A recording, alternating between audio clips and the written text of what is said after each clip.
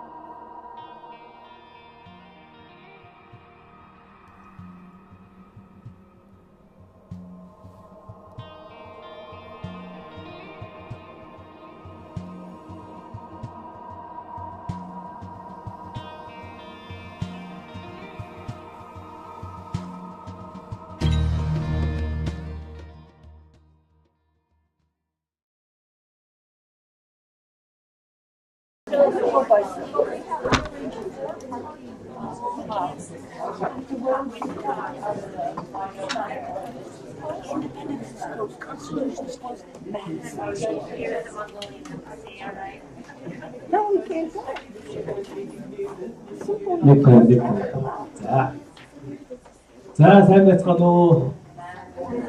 Good morning, everyone. Thank you for coming for this special event. Today is January 27th, and exactly 2 years ago on this day, Mongolia and United States of America signed their diplomatic relations.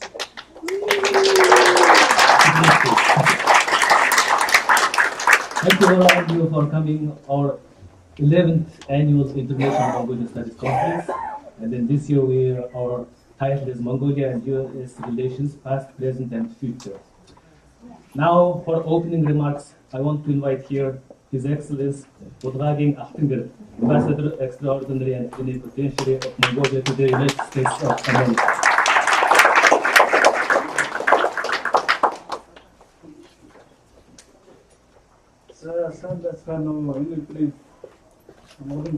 Good morning, everybody. First, I would like to congratulate you with this wonderful, amazing celebration of the 30th anniversary of establishment diplomatic relations between our two countries.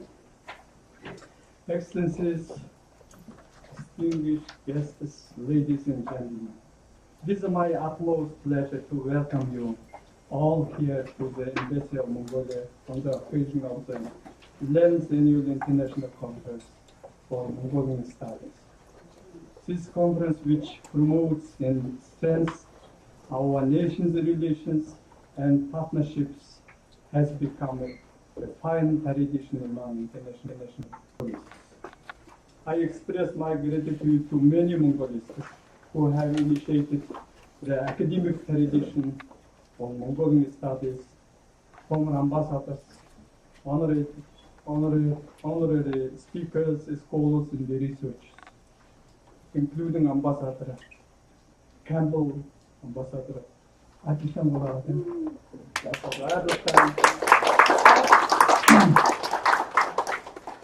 and of course our guest assistant secretary of State Department, Joseph Thornton, and Dr. John Williams, Dr. Christopher Atwood, Dr. Nancy Steinhardt, Dr. Sarodhan for making this conference a true partnership event. I think you will all agree that it is a their dedication and tireless efforts to the development of Mongolian studies that we are here today. This year is an exciting year for all of us. Exactly 30 years ago, on this exact date, two of our top senior diplomats sat together in the treaty room at the Department of State and signed a document which set the foundation for vibrant cooperation. This year we celebrate the 13th anniversary of the diplomatic relations between Mongolia and the United States. Let me just take a brief moment here to reminisce about the history of our two nations. Although our official diplomatic ties were established 30 years ago, Mongolia-US relations has almost more than 100 years history of collaboration, dating back to the early encounters of American explorers, adventures in the landmark visit of Vice President Henry Wallace to Mongolia in 1944. Historical documents show that initial requests to open diplomatic representative offices date back as early as 1914, when Bogdan sent a letter to the United States requesting for a consulate to be opened in then the capital of Mongolia, Urga. The idea was later on supported by then the United States trade envoy to China in the recommendations to Washington. So I can honestly say that bilateral relations between Mongolia and the United States were carefully growing even in time of ideological division. Since then, our relations has expanded and the bond between our people has deepened. Our bilateral relations is nurtured by the friendship of our people, our shared value of democracy and freedom, our common interest in ensuring the stability and security in the region. The 3 decades-long cooperation has broadened in many areas, including politics, defense, commerce, education, and culture. Our cooperation goes even further into the international arena, with our peacekeepers so shoulder to shoulder in United Nations peacekeeping missions and the other coalition partnerships. Operations. We are overwhelmingly satisfied with the deep people-to-people ties, and I think it's a backdrop of this close ties, the mutual understanding and friendship forged between our two people over the course of our relations, whether it is 30 years or 100 years, that we have this enormous respect for each other and willingness to learn and study from each other that has improved the development of Mongolian study today. In accordance with the celebration of our 13th anniversary, we have planned to organize a number of events both here in Ulaanbaatar, including cultural performances, exhibitions, and conferences, activities that showcase our close and active cooperation. We are pleased to begin our celebration with 11th Annual International Conference for Mongolian Studies. I would like to note that the most important part of today's conference is devoted to our friendly relations and cooperation, which we named after Mongolia-US relations past, present, and future. Mongolian studies have been expanded tremendously in the US since the 20th century. Apart from the establishment of the Mongolian Studies Synthesis, California University in 1936, Harvard University in 1946, Washington University in 1940, Indiana University in 1936, West Washington in 1970. Many more universities run programs related to Mongolian language, history, archaeology, arts, culture, socioeconomy, religion, and civilizational relationship. The government of Mongolia has set an agenda to pursue an active policy to promote Mongolian studies internationally, to encourage overseas Mongolian studies, to prepare the next generation of Mongolists, and to strengthen the cultural and language immunity of Mongols. To that end, the National Fund for Mongolian Studies was established by the order of the President, and the National Program of Mongolian Studies was approved by the government of Mongolia in 2012, respectively. At the same time, the information hub for the Mongolian Studies was launched in the website www.mongolianstudies.government.mn. Research institutes, private and public colleges, universities, non-profit organizations also incorporate Mongolian studies in its curriculum and profile. The establishment of World Mongols Project created the Mongolian government also has an aim to learn and preserve cultural heritages and language,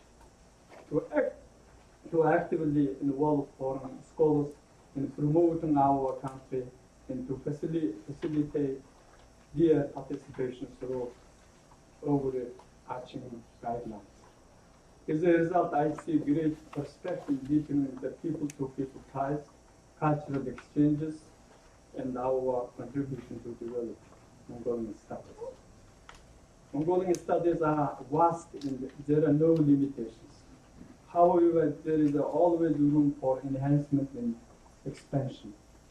The government of Mongolia will exert every effort to further develop Mongolian studies. I am fully confident that this will be implemented through our joint efforts. Distinguished guests, ladies and gentlemen, I now have the pleasure to announce the opening of the 11th Annual International Conference for Mongolian Studies. I am sure that everyone here looks forward to having many spectacular presentations from our scholars. I wish you all a successful conference. Thank you very much.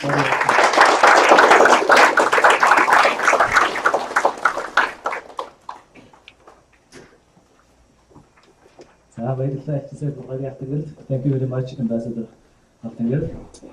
And today we have a special guest, and I want to invite here Susan Thornton, Principal Deputy Assistant Secretary, U.S. Department of State.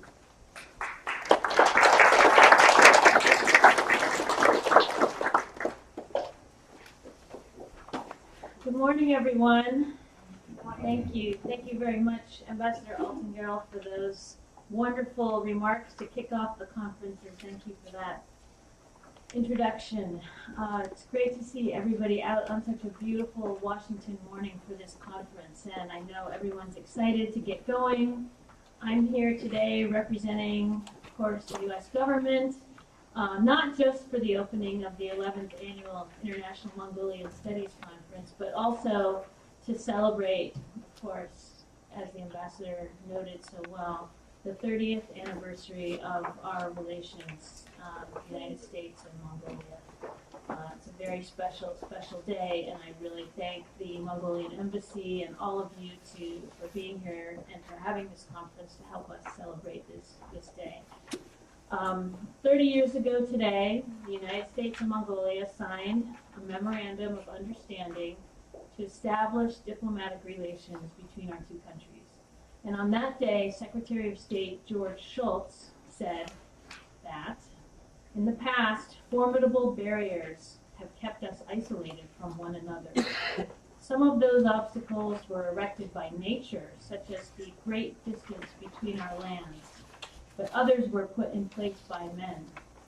I think the ambassador alluded to the fact that actually going back more than 100 years, we have had a lot of interconnectivity and intercultural ties. But geographically, George Shultz pointed out, the United States and Mongolia are far apart. In my mind, though, the biggest change over the last 30 years is how close our two nations have become, in fact. In every area, economically, culturally, politically, and even militarily, the United States and Mongolia have really grown closer, and our bilateral relationship has flourished. Today, as former Secretary of State John Kerry said during his visit to Ulaanbaatar last June, we don't define our relationship in the context of distances. We would define it in terms of our shared hopes, our aspirations for our people, and in the types of governments we've both chosen to implement. Or to put it in terms that we often hear from our Mongolian friends, we are proud to be Mongolia's third neighbor, however far away we may be. This didn't happen by chance. It happened as a result of really hard work, and some of the people who did some of that hard work are in the room today, and I want to recognize certainly two of our former ambassadors who are here today as part of a long chain of efforts that have gone into this relationship. Mongolia's historic decision for democracy in 1990 resulted in sustained U.S. support for Mongolia's political and economic development ever since. Our closeness has come from standing together in the fields of Iraq and Afghanistan, as well as at the United Nations and in the community of democracies. It has come from U.S. and Mongolian companies' efforts to deepen our trade relationship, as well as from our government's work to create a fertile climate for our bilateral trade. Most recently, we signed the U.S.-Mongolia Transparency Agreement, which will make it easier for U.S. businesses to do business and invest in Mongolia. And this will deepen our trade relationship to the benefit of both of our economies. So that was a major milestone that we passed this year, and thanks to a lot of people here who brought that to fruition, especially our ambassadors here in the front. Most of all, though, our closeness has come from the efforts of individual people, Americans and Mongolians, working to develop cultural ties between our peoples, and that is people like you. The U.S. government is proud to have done our part to support these efforts. Our Peace Corps program in Mongolia has celebrated its 25th anniversary recently. More than 100 Peace Corps volunteers are serving in every one of Mongolia's 21 IMACs. They're teaching English, they're working in public health, and they're helping to empower young people in Mongolia. U.S. government-sponsored exchange programs like the Fulbright program, the International Visitor Leadership Program, bring about 90 Mongolian government officials and civil society representatives to the United States every year. Last year, we were pleased to add the first ever U.S. government-funded high school exchange program for Mongolian students, and we're looking for ways to build on that success this year.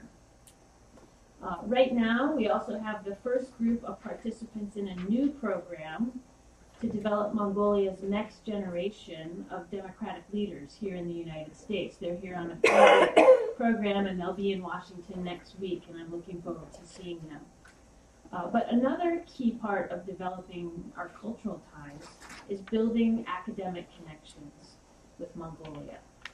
The Mongolian Cultural Center and this conference that brings together scholars from the United States, Mongolia, and beyond to talk about Mongolian studies plays an essential role in helping our two countries understand one another and understand the significance of our relationship and the closeness of that relationship. Over the course of this historic 30th anniversary year, the U.S. and Mongolian governments have an ambitious course of events that we have planned to show just how far our relationship has come in the last 30 years. And just as importantly, we want to lay a new foundation for new avenues of cooperation. So this conference is the first of this sweep of events planned in Washington this year, and it's definitely not the last, as the ambassador mentioned. So I look forward to seeing all of you at many, many more events related to Mongolia and U.S.-Mongolian relations this year. My best wishes for your successful conference. I'm sure the presentations will be fascinating, and I thank you very much for inviting me here to share in the opening. So, enjoy it.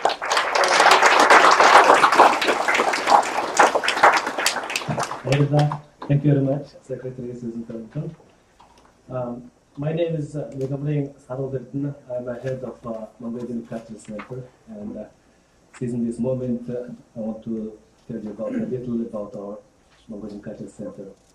So it was back in 2007, the Mongolian Cultural Center, in conjunction with the Embassy of Mongolia, organized its first Mongolian Studies Conference. The same year, the diplomatic relations between Mongolia and US marked its 20th anniversary. So here we are again, witnessing the 30th anniversary.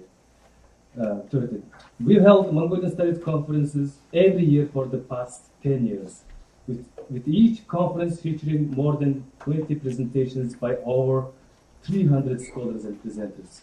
We had visitors from Mongolia, the US, Canada, People's Republic of China, Russia. From Russia, we had presenters from Kalmykia, Buryatia, Tuva, and Siberian regions, Mongolian scholars, and Azerbaijan, Turkey, South Korea, Japan, Israel, Germany, Great Britain, and Kazakhstan. In addition to the Mongolian Studies Conference, we organize every year an annual Children's Mongolian Summer Camp in Bloomington, Indiana, to teach Mongolian language culture to Mongolian children in the US. We have never missed an opportunity to share our Mongolian culture and heritage with school children, college students, as well as the general public. All this, in my humble opinion, play a part in the relations between our two countries. Mongolian studies in the US have a far longer history than the diplomatic relations between our two countries. Ambassador and Secretary both talked about this, and I agree with them. And Mongolian and American scholars, historians, and linguists had long established relationship even before the two nations' leaders engaged in diplomatic relations. In the era of Owen Lattimore, Nicholas Pope, Francis Woodwin Cleaves, and Dean Sr., US reached the leading role in the arena of Mongolian studies in the world. So it is my sincere hope that this kind of conferences takes us closer to this era. Please accept my deepest gratitude and best wishes to all our presenters and guests. Thank you. And now, before our panel, we have a greeting from Mongolian Minister of Foreign Affairs. So I want to invite here Polan Erumbolt, Third Secretary of the Embassy, to introduce our greetings from Foreign Minister. Honorable guests, esteemed scholars, ladies and gentlemen, on behalf of the government of Mongolia and in my own name, Please allow me to sincerely welcome you to the 11th Annual International Conference for Mongolian Studies, which is being held this time under the theme Mongolia-USA Relations, Past, Present, and Future.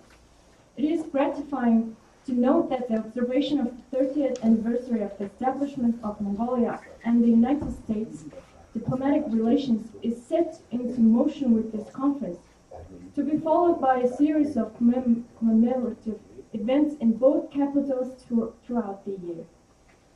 At exactly the same time, here in Ulaanbaatar, the observation is opened with the conference named 30 Years of Mongolia-USA Relations, the Aspiration Towards the Strategic Partnership. The 11th Annual International Conference for Mongolian Studies serves as a vivid demonstration of the continued support offered by the many scholars to our efforts to shape a new society that upholds the universal values of democracy and freedom. While expressing my appreciation to the Mongolian Cultural Center for co-organizing this conference, I wish to emphasize the valuable contribution and support provided by the people of the United States for the consolidation of democracy in Mongolia from its very onset. Taking this opportunity, I wish to thank you all for your noble endeavors in developing Mongolian studies around the world. It is remarkable that a new generation of enthusiastic Mongolists has emerged to carry on the work you have started. Enhanced development of Mongolian studies is imperative to the future of Mongolia. Hence, I wish to express my sincere appreciation to all of you for your strong commitment and hard work. I wish you all productive deliberations and success to the conference. Respectfully, the Minister for Foreign Affairs of Mongolia, Sinding Mukharlı.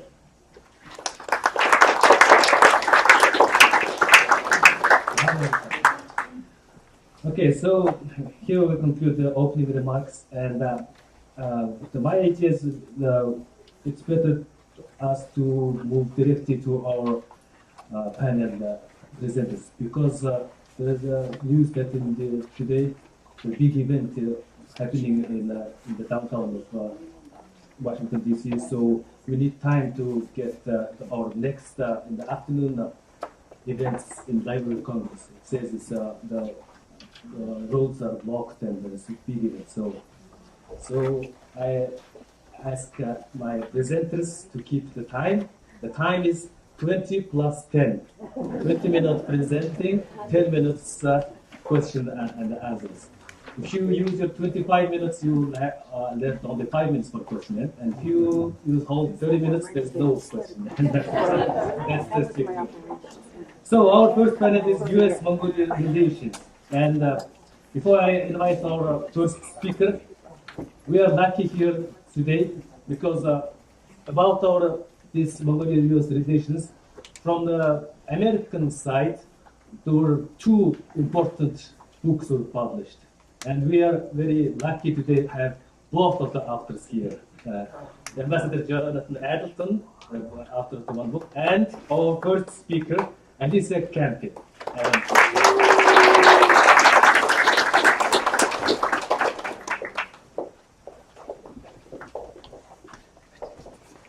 I'd like to thank Dr. Sarul and the organizational people who have made this conference possible. Thanks to Ambassador Altengaro and the Mongolian Embassy staff and the members of the Department of State, the ambassadors who I know well, Ambassador Campbell, Ambassador Adelton, and many friends. Just a few notes before I begin.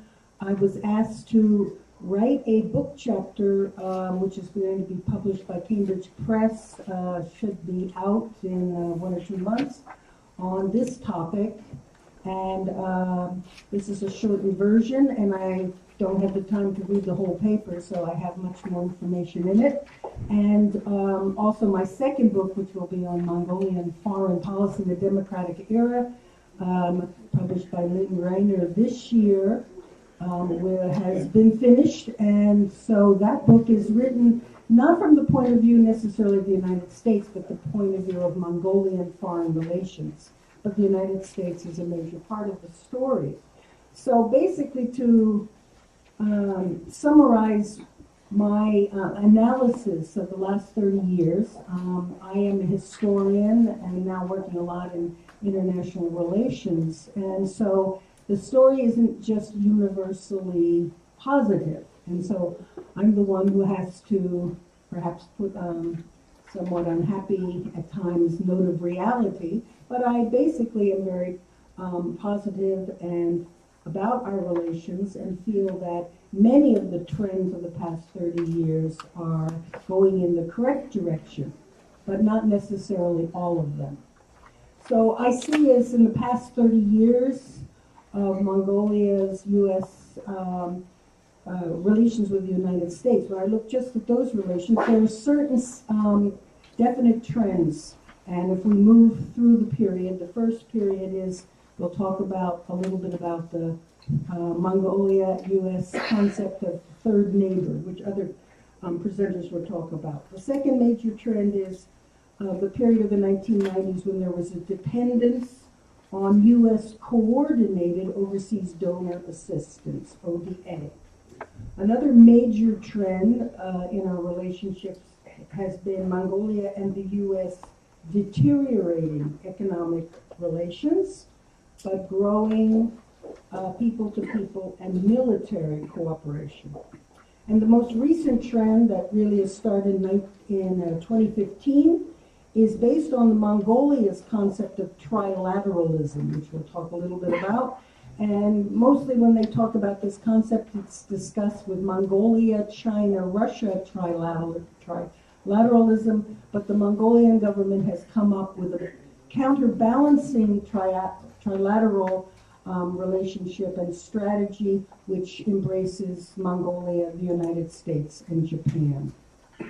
So those are the major trends as I see over the 30 years. Now on January 27th, 1987, official diplomatic relations were established between our two countries, and the overriding concept, if you could say, what's been happening in the 30 years of the official relations, we would say it's based upon the third neighbor concept. And what is this? It's the idea that Mongolia has two great border neighbors, Russia and China, and it always is concerned first with balancing and fine-tuning its relationship with them. But in order to break out of its isolation, it has sought neighbors beyond the borders, and the concept of third neighbor was first used by U.S. Secretary of State James Baker, who made a short visit to Mongolia in 1990,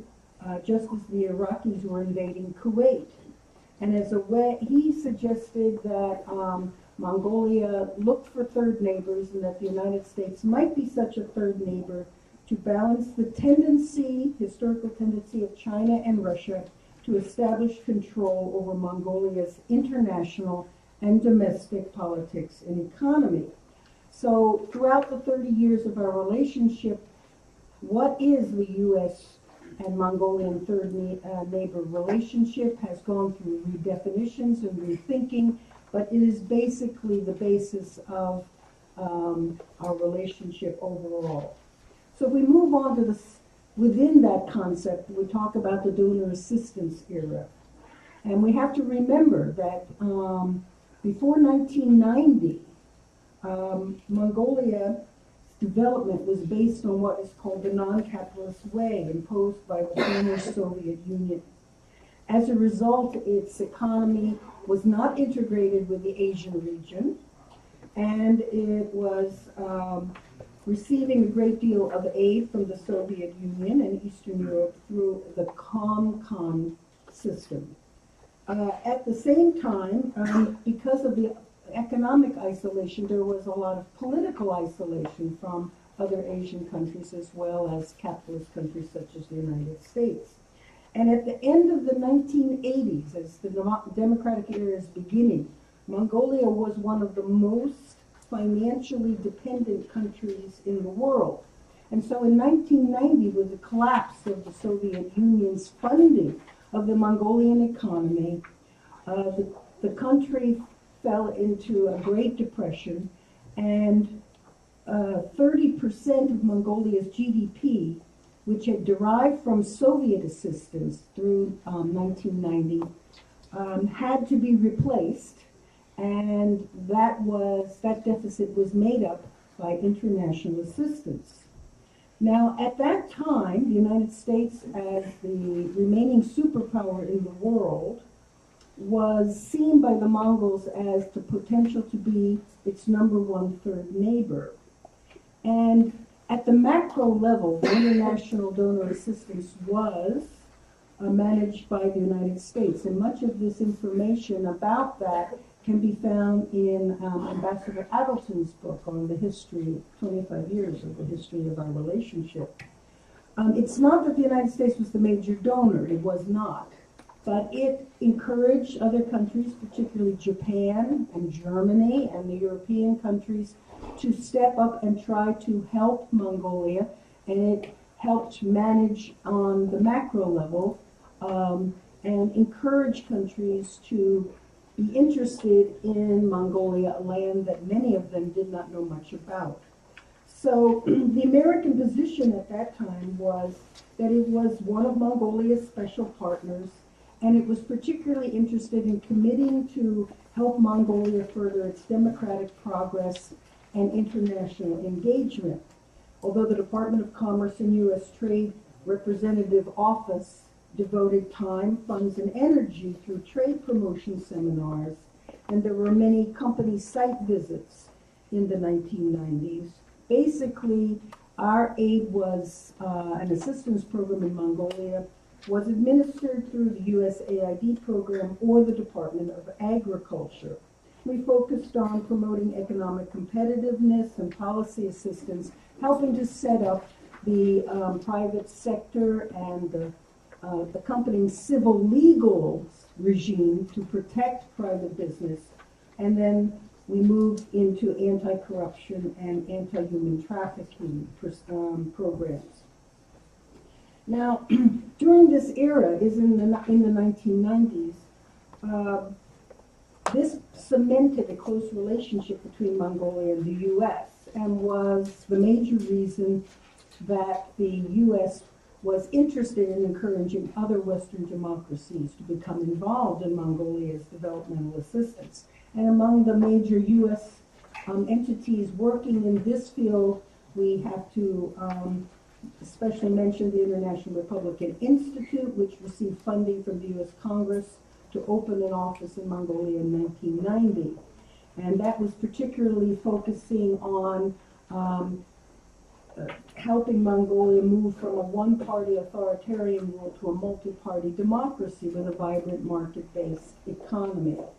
And this entity was also inspired at the time in the 1990s, you have to remember, and this is echoes of our politics today, Newt Gingrich's contract with America. And the IRI helped the young democratic leaders, including President Elbig develop a contract with Mongolia as a policy that they took to the voters, and eventually the Democratic Coalition for the first time took political power in 1996. Now, the U.S. government's aid strategy throughout the 90s was developed around the two strategic goals of establishing a market-oriented and democratic society simultaneously. And this way, Mongolia became very much in the focus of the U.S. Congress, and they also were pleased that the U.S. programs helped to establish a very vibrant NGO sector in Mongolia, which is still one of the features of Mongolia today. We're talking about the Asia Foundation, the Konrad Adenauer Foundation, the Soros Foundation, and others to show you how the NGO system exploded in Mongolia, exploded using a good term. In 1991 to 1996, there were 36 NGOs, international NGOs. The number rose to 95 from 97 to 2002, and in 2005 you had 116 international NGOs working in Mongolia, including the Soros Foundation. Another important component of the American Assistance Program was the Peace Corps, which celebrated its 25th year in Mongolia in 2016, and there have been over 1,275 volunteers that have worked in Mongolia as of this year. And they particularly work in community and youth development, health education, economic development, and teaching English as a second language. Now, in the late 1990s, U.S. foreign direct investment, so that's private investment, not government donor assistance, had a major impact on Mongolia's oil sector. And actually there was a very short time in the 1990s when the U.S. was the #1 foreign investor in Mongolia. And this was because of this investment in the oil sector. And the first production sharing contract was signed in 1993 with a U.S. company called SOCO. President is Ed Story. And it was developing former Soviet-era wells and selling this oil together with its minor partner in the company to China. In December 2003, the Mongols passed legislation that allowed the extension of these contracts. So this company was granted a full 5-year extension of 3 of its licenses, and Richard Armitage, the U.S. Deputy Secretary of State, went to Ulaanbaatar to witness the new contract signing in January of 2004. And at that time, he said the event symbolizes the exact type of cooperation we need between the United States and Mongolia, and noted that $85 million had been invested. Thus, it was a complete shock to the Mongolian government, which had no prior consultation or warning, when 1 year later, SOCO announced that it had sold its entire 100% owned share in this company to PetroChina, the subsidiary of China National Offshore Oil Corporation. And the Mongolian government and people believe that SOCO consciously had deceived them, sold out Mongolian interests to the Chinese, and the U.S. government was unwilling or unable to stop the sale, and that was a concrete sign that the free market advocated by the Americans was very selfish and treacherous to the country's national security. So, although SOCO didn't do anything wrong from the American free market point of view and from its stockholders' point of view, this was the real bitter lesson that Mongolia learned about what happens when you deal with a totally private company that is interested, as American companies are, in making profits. And so actually it is from this particular incident that we can see Mongolia changing its ideas about developing of its strategic deposits, and that there was a growing cynicism about dealing with American businessmen as opposed to other types of businessmen. So as the donor decade passes in the 1990s, and we move into Mongolia's development of its mineral sector. So with the U.S. relationship, unfortunately, because the United States is not a consumer of Mongolian minerals, nor does it need Mongolian minerals, it was only able to offer a position as a middleman. And as China is increasing in its interest in minerals from near and far, there was no reason to have American companies be the middleman.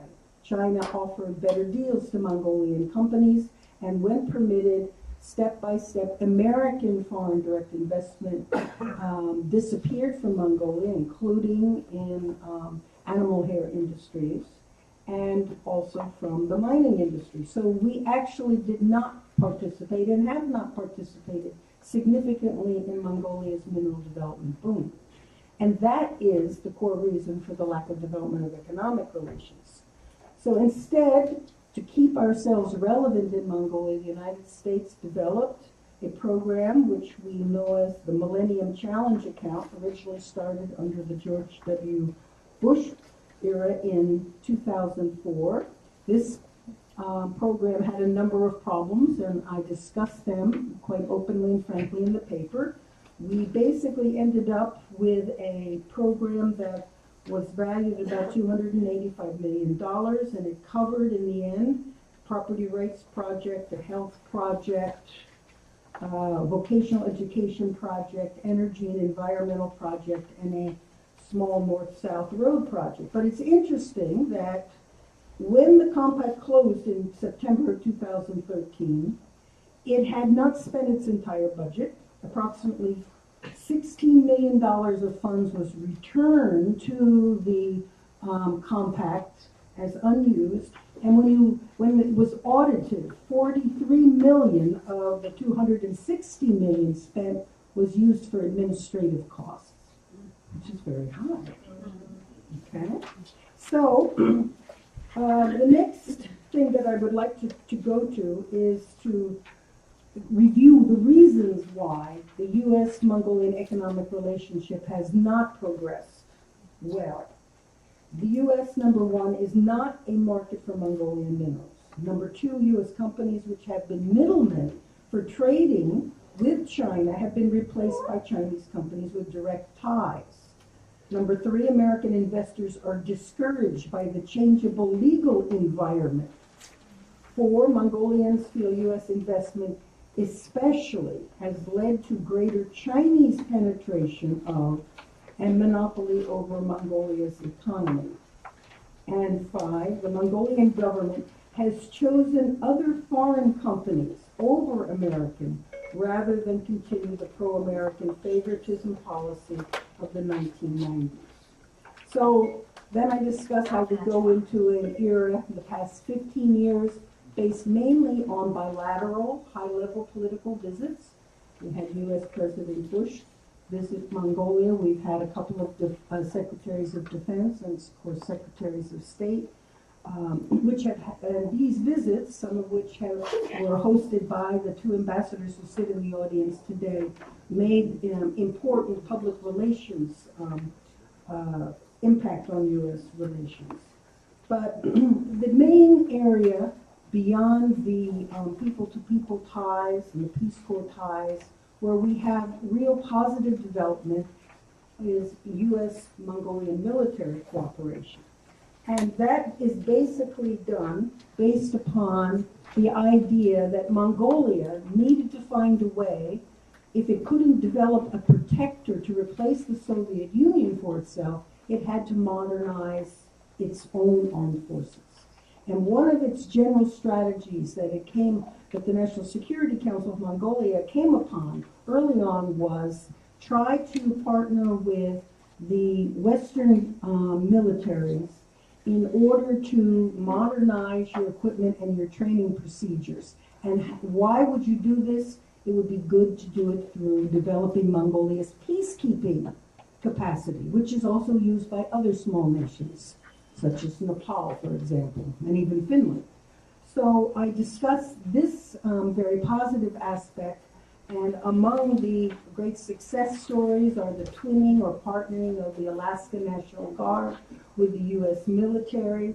We also have a very strong relationship because Mongolia since 2003 has hosted Conquest, and Conquest is a military exercise, peacekeeping exercise, but originally it started as an exercise between the U.S. Marine Corps and Mongolian armed forces, and now it's expanded to cover many international peacekeeping countries. They also have a program with U.S. Air Force called Pacific Angel Program, and as I said, these major events came upon the Ministry of Defense dealing with them. So the last thing I want to just briefly touch on is today, the new trend, and the new trend is trilateralism. So in 2013, we begin the change of relationship between President Xi of China and President Putin of Russia. it becomes a closer relationship and is formalized as a comprehensive partnership. And those two countries are talking a great deal about Silk Road and about Eurasia development. And so Mongolia, so it doesn't get pushed out of this, or decisions on its foreign policy and economic made by its two border neighbors without Mongolian input, develops a policy of trilateralism that President Elbegdorj suggested. And these three countries now are making a lot of progress in coordinating particularly rail, road, and transport development in the region, which benefits all three countries. Now, when this happened in 2013, this provoked a reaction from the United States and other Western democracies saying, what's going on here?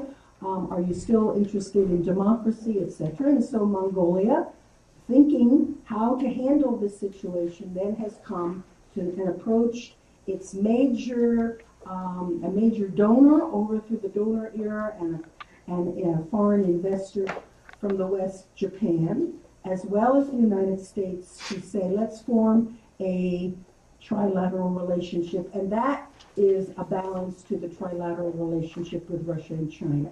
There's been some success in this. Basically, the U.S. in the relationship is mostly developing the military side, while Japan, which has real economic interest in Mongolian minerals, is working in the economic sector.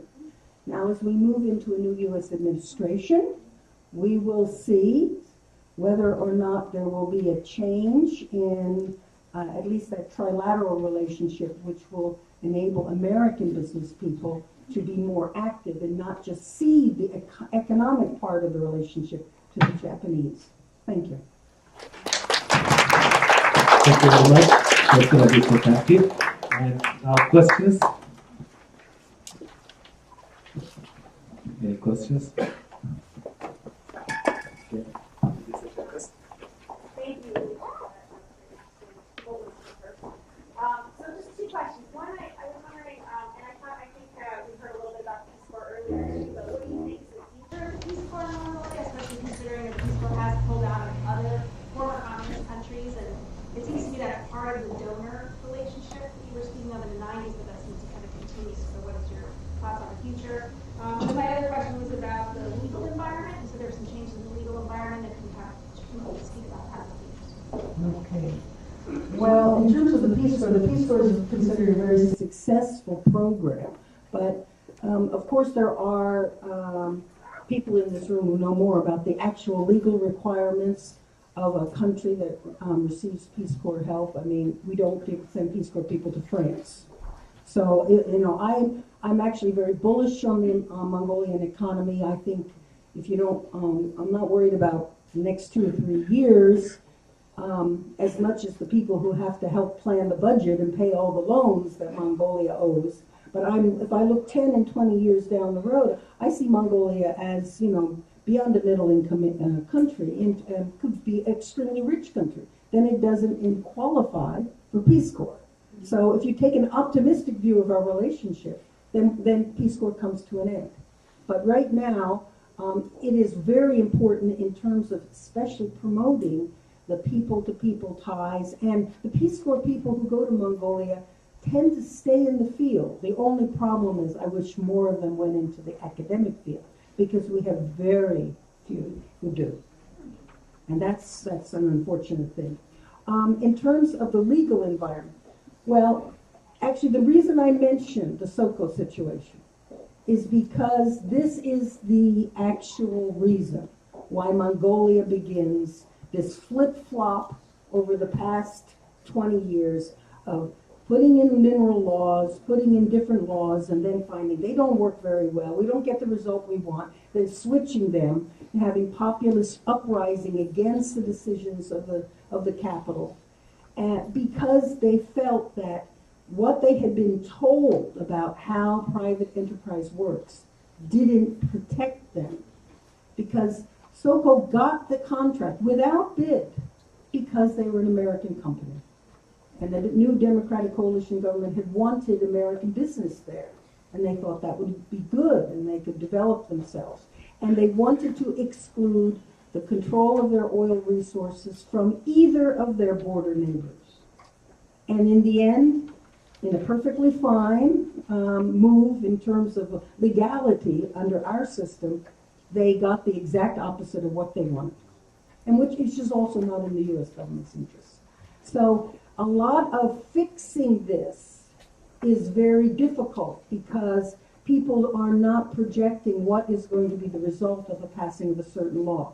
And the other instability in the legal regime is the United States wanted Mongolia to be a democratic country. And what I have said to these ambassadors when they were there, we got a country that has a democratic system.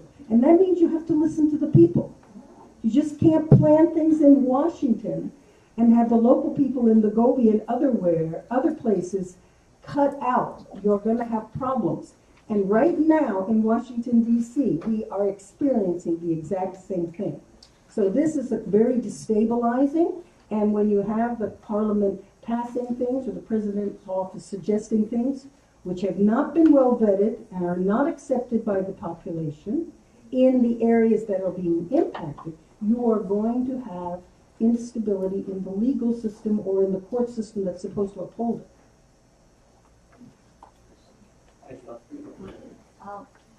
Amazing presentation. Thank you, as always, for your insight on what you know the best, which is the 30 years of the U.S.-Mongolia relations. My question pertains to the trilateral relations that you have mentioned between Mongolia and the two neighbors. And Elbert George has initiated it, so it's ongoing. And you have mentioned that it's to the benefit of the three countries. And we know there's imbalance of powers. We know who the South and North are. So my question is, what is your view and assessment of this trilateral relationship? And then more importantly, how much of a benefit and how much of a voice Mongolia really has in that so-called trilateral relationship? Okay. If we talk about the trilateral relationship between Russia, China, and Mongolia, okay, the imbalance as it exists today is caused by the economic weakness of Russia, which needs, just as much as Mongolia does, foreign direct or investments in their country if they will allow it. And they previously didn't allow it, and then Putin started to allow it. Chinese investment in Russian gas and a gas mine in 2014. So their problem is that when China has all the economic power, potential economic power, that seems weak, but in reality, China, with a very ambitious One Belt, One Road policy, is now, and a muscular and growing military policy in the South China Seas, is pouring out money and promises to give money to many nations. So what looks like a benefit and a strength for China, in reality is also its Achilles heel, because the relationship is unstable. Everybody wants money from China. China, because of face, isn't going to say we don't have the money. It's only Americans who go around saying we're all poor. We owe $1 trillion, The Chinese don't do things like that. So this relationship, everybody knows, China, Russia, Mongolia, is a temporary relationship. And yet it has been able to produce some concrete major projects which are already moving in on rail and road, have moved into development, not beyond just talk. So that relationship is a temporary relationship, mainly because Russia has to be in the relationship because of its economic weakness, affected by the sanctions put on by the Obama administration. Now, if the relationship between the United States and Russia changes, if the sanctions are some way lifted or modified towards Europe, Russia can again have high-paying customers for its energy minerals, and it has alternatives to Chinese investment. So the trilateral relationship between the U.S., Japan, and Mongolia, this relationship could become stronger. Now notice, I talk about these two triangles. The point of intersection between the two triangles, as always, is Mongolia. That's very clever. As long as Mongolia understands that because it's in both triangles, it's not 100% trusted by either triangle. That's okay. But I feel that the other thing about the trilateral relationship between the U.S., China, the U.S., Japan, and Mongolia is in reality, since the 1990s, it's unofficially been there because it was Japan, the U.S., and who were managing the overseas donor assistance program. So these trilateralism policies are reactive. One of the main features of the papers, our policies with between the United States and Mongolia are mainly reactive policies. We have a developed relationship that accelerates militarily because of 2001. If we had never been attacked in New York and Washington, I don't know that we would have had such a good military relationship. That's a reaction. So we have a reactive relationship, but because of distance. Distance counts. Thank you. Thank you very much. Dr. Adeshetamsi, President of the Mongolian Council. Now I would like to invite here Bodur Saju, graduate student at the University of San Francisco, promising young scholar in our country's relations. She just published recently an article in Diplomat about His Holiness Dalai Lama's visit in Mongolia.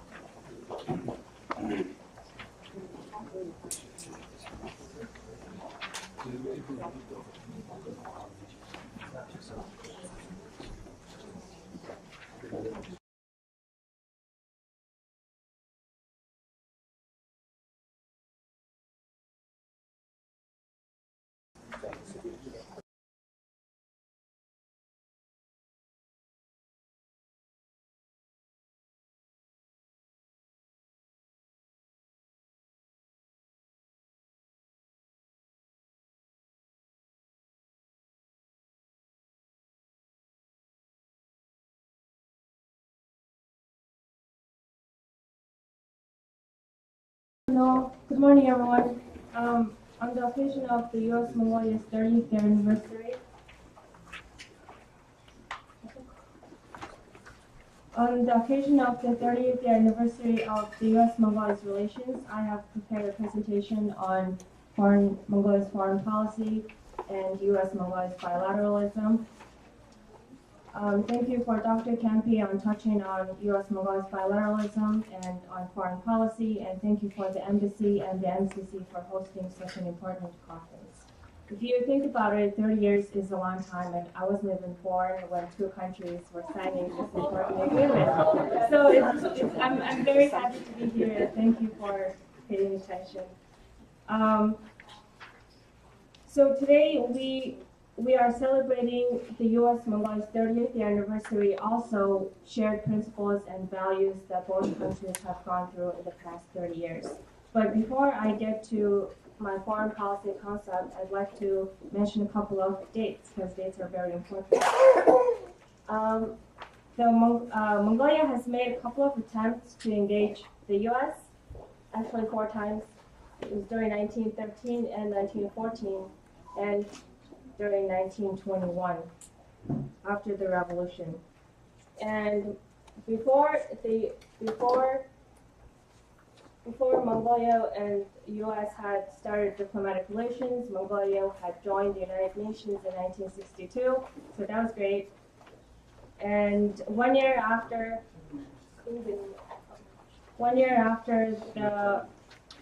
the agreement on 1987, first ambassador was sent to Mongolia in 1988, so I was born. And today, on this day, we celebrate the diplomatic relations exactly on January 29, 2017.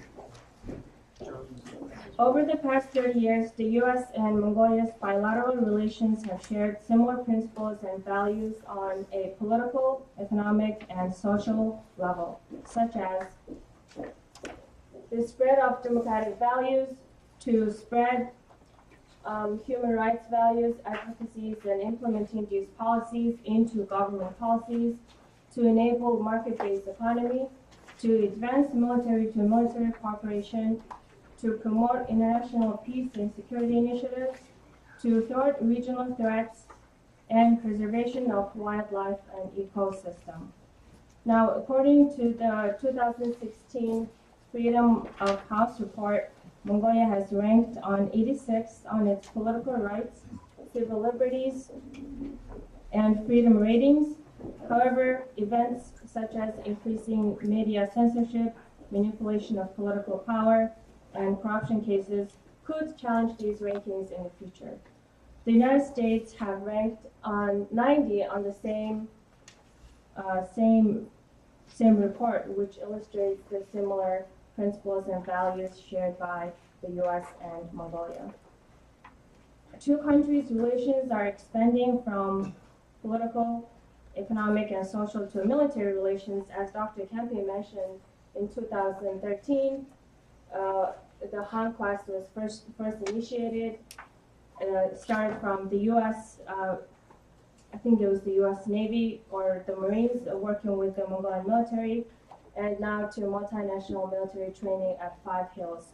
Now, I'm quoting from what the Admiral Harry said in 2016. He said that in 2003, Hanquest began as a joint training endeavor between Mongolia and the U.S., but now it's a premier peacekeeping exercise involving dozens of nations from around the world. This is a testament to the power of partnership. And this events such as joint military operations are really showing the U.S.-Mongolia relations have become more than just social to social on political level. Now it's going military relations. The U.S. supports for the modernization of Mongolia's military and its personnel by providing education and training and international peacekeeping and combat tactics both at home and abroad. In return, Mongolian peacemakers are becoming an important part of global peace and security, and not just in the Middle East, as Dr. Kempe mentioned, in Iraq, Afghanistan, we're in South Sudan, and I think North Sudan too. And as for 2017, the U.S. Okay, so this is a photo that I want to show you guys. Does anybody want to name? Very new one. This? Very, very new. This is very new? Yes, very new. So the middle one is Jennifer Goff. She's the new ambassador. And then that time, afterwards, that time, Deputy Minister of Defense. yeah, he's the deputy minister, and then that's Navy Admiral Harris and our president in privilege. And that's the source where I got the photo from. Now, according to the U.S. Farmer Foreign Assistance webpage, I found this information that the U.S. is planning on funding almost $4 million, and it usually goes to education and development sectors. And I hope that even this funding would reach the right people this coming years. Since we're talking about Mongolia and Mongolia's foreign policy, I wanted to kind of switch our direction to Mongolia's third neighbor foreign policy, which Dr. Kempe also talked about. But I will be going with a little bit more detailed, not so macro. So Mongolia's foreign policy concept has always been around Russia and China, but the concept of third neighbor foreign policy has always been around historically, but it was never putting into legal form. So once it's now written, people perhaps just don't recognize it. Throughout Mongolia's history, third neighbor foreign policy was around for warfare and trade purposes.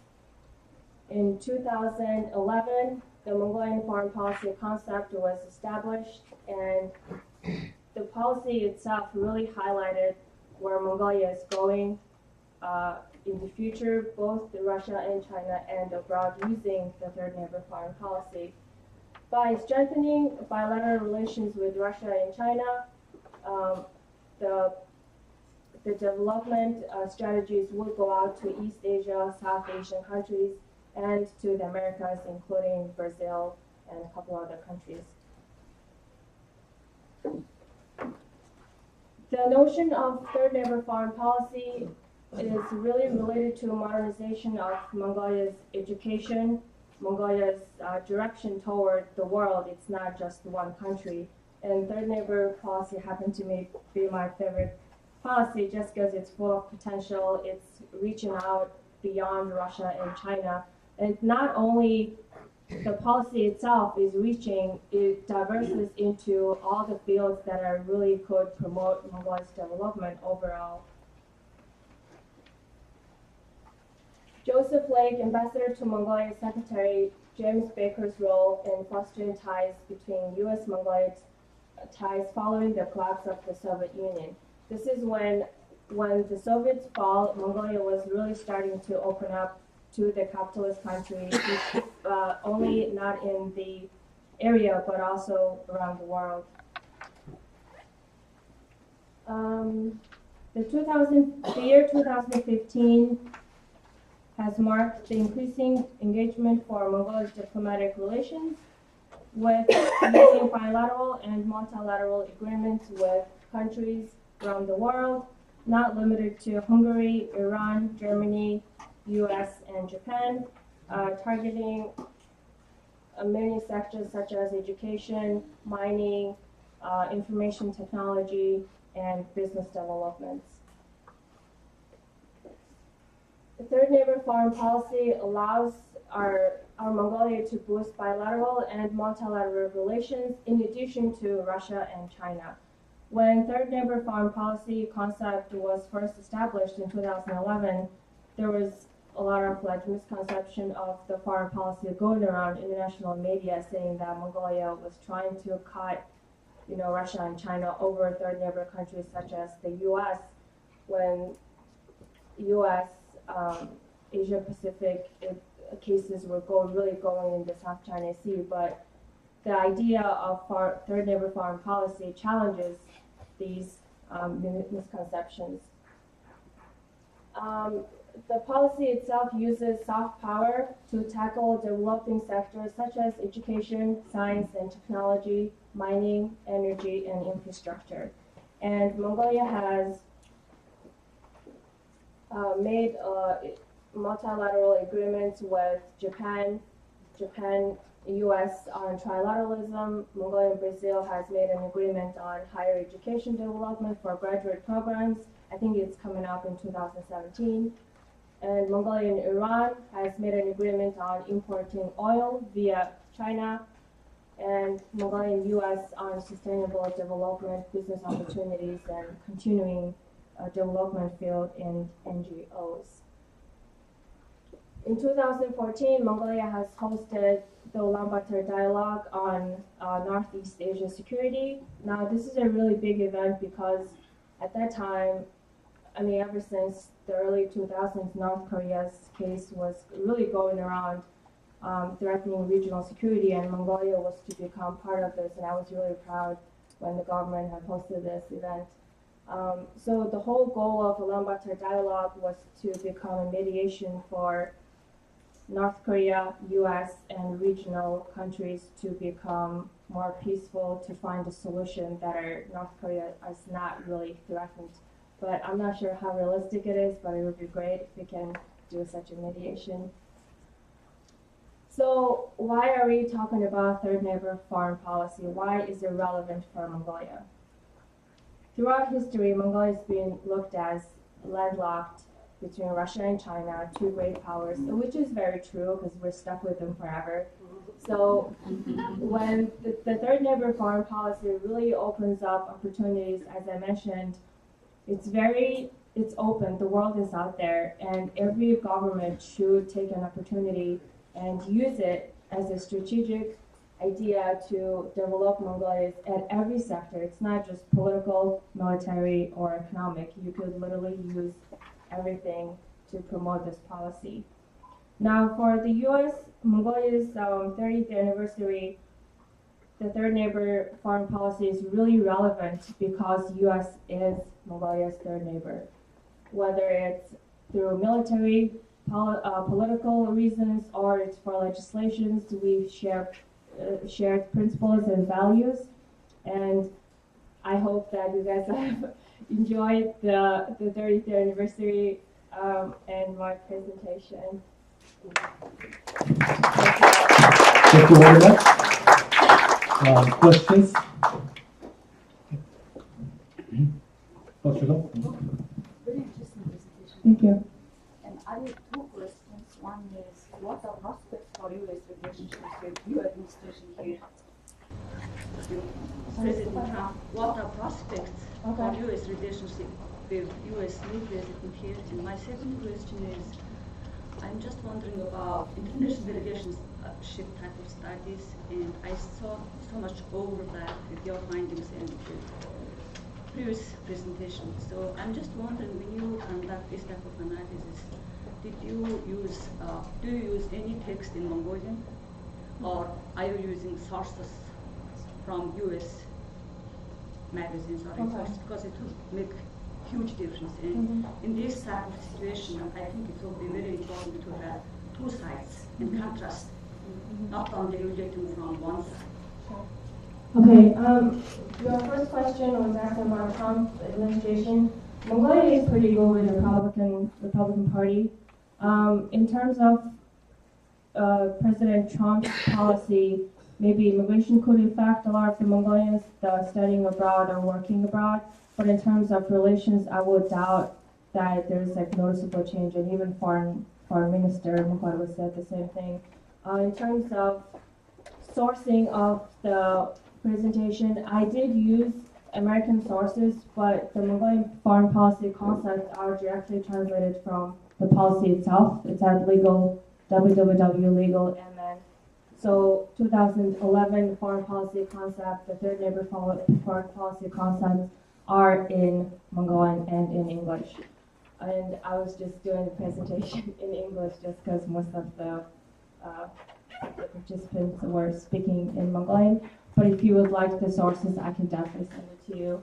And to your third comment about taking one side, since we're talking about the U.S.-Mongolia's bilateralism, I specifically chose all the things that, you know, both countries did together versus Mongolia did this or U.S. did that. So the United Nations, it's both parties, military to military cooperation, both parties. Mongolia's participants in the international peace and security initiatives are both involving both parties too. So I hope I answered your question. Thank you. Just a point. I just wrote a whole chapter about this in the book. In 1994 and the 2010 foreign policy concept and foreign relations concept never use the term in Mongolian or its translation into English of third neighbors. They list these, but they don't call them third neighbors. This is both, in my opinion, legally perhaps dangerous, but also tremendously flexible. And I think that allows Mongolia the opportunity to move countries up and down this list. Because there's a lot of Mongolian language, as well as in English and French and other language, where Mongolian scholars from the National Security Council, Defense University, are writing about the third neighbor concept. But legally, it doesn't exist. Neighbors exist. Friends exist, but not third neighbors. And I think that if you can study the policy, and I would suggest you continue, look at whom they were trying to get in the 1990s when they first came out, and you can see it in the discussions, Gomusurin, and a variety of other scholars, Aung San Khan, are talking about that. And then you look at today, look at ASEM, materials prepared for the ASEM conference in 2016. We have new Eurasian partners come in, like Iran, and the increase of importance of India on the scale. And that's because Mongolia, with its lack of legal definitive tradition, has a flexibility including in foreign policy ideas, to move that term third neighbor, even though they're writing about it extensively, but they don't have a law that they have to change because they have a different definition. Yeah. Thank you very much, both. From the University of San Francisco. Okay, now I want to invite here Geshe Lama from Kanton Tibetan Monastery, Lobsunjan Dawanyan. And he will talk about the contributions of Buddhist monks for the Mongolia-US relations. And if you see in your agenda, if there is an asterisk, the paper will be presented in the Mongolian language. But for our American audience, where you can find abstract in your case.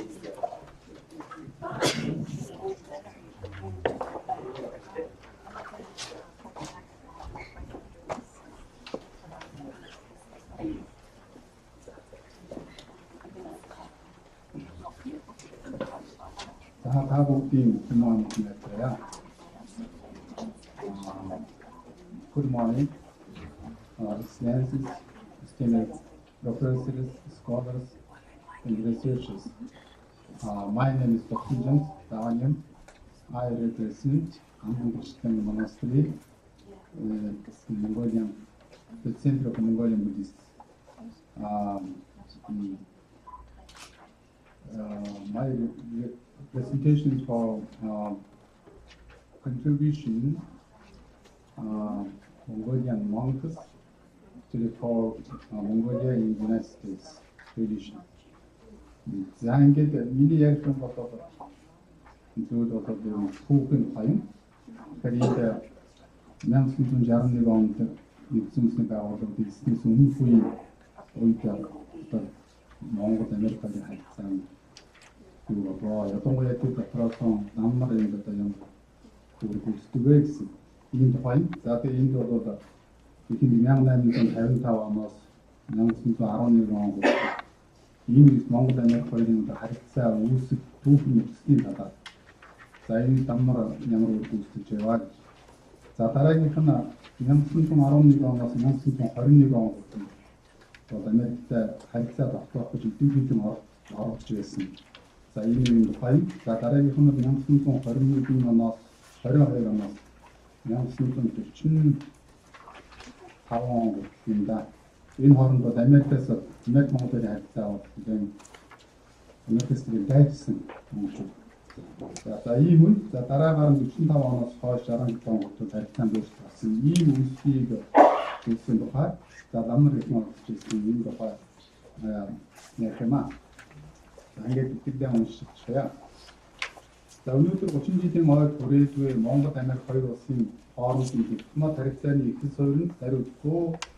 How 지금 잘 쓰고 있었으나 저희로서는 하랬던 야동고야 이품무이 하랬던 멍경 어떤토가 1등팀 이렇게 다음날 조금 발표 있었고 멍것 언니 멍것 때문에 거의러니 오스도 의견서 자신서의 이행에 할때 조금 비교해 그때 갔다가 막 다른때 막 엔저고의 비밀틱 아메리칸 기리스틴 시스템 넘버측 약tar 단중 양다니던 다른토와 나름 멍것도 있지 이팀 와군타 인디에 무슨 다리스 주들 토피행 아치아폰 아직도 버스동 오스트 힐처럼 зэрэг 이틀이 것 자신의 넘었다 야웠다 байсан та байв үзчээ.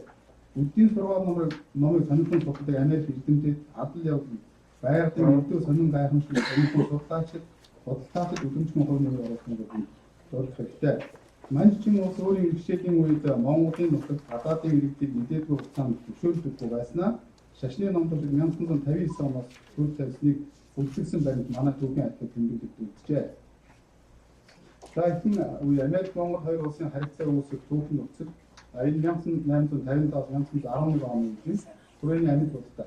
Дээр үүссэн богд ядуудан болтой. 1899 онд анхан уулзсан хүмүүс Америкийн иргэн уул уурхайн инженер хожим Америкийн ерөнхийлөгч болсон Herbert Hoover гэдэг хүн байсан. Тэрээр Бээжин хаахан хүрээ тактикийн чиглэл төмөр замх тавих төслийг боломжийг судлах албаны ордын ихэл газрын хаан ахаар Монгол зорин гэсэн байгаа. За сүүлд Herbert Hoover хадал явдал дом жилүүдийн дуустал гэдэг энэ ном бичсэн. Энэ дээрээ бол би Монголын их хоёрыг тул морин жилдэг бол уртудаан аялдаа энэ бол маш өсөлт аял байсан. За ингээд миний аялд бол бүгдээ гэж хэлсэн байгаа даа. Манай бол дэвийн бүгдээ гэж байгаа. Амьд бүхэн.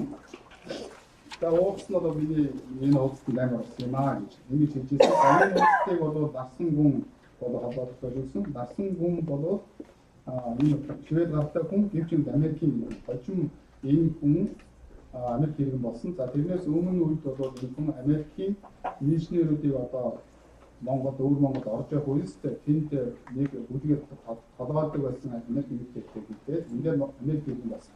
Тийм ч учраас дарсан хүн бол хаалан хүрээ хоёрын хооронд илүү шашны болсон гэдгээр зорчих хэрэгтэй. Тэгээд Жавсандаа болтой одонтой уулзаж байсан.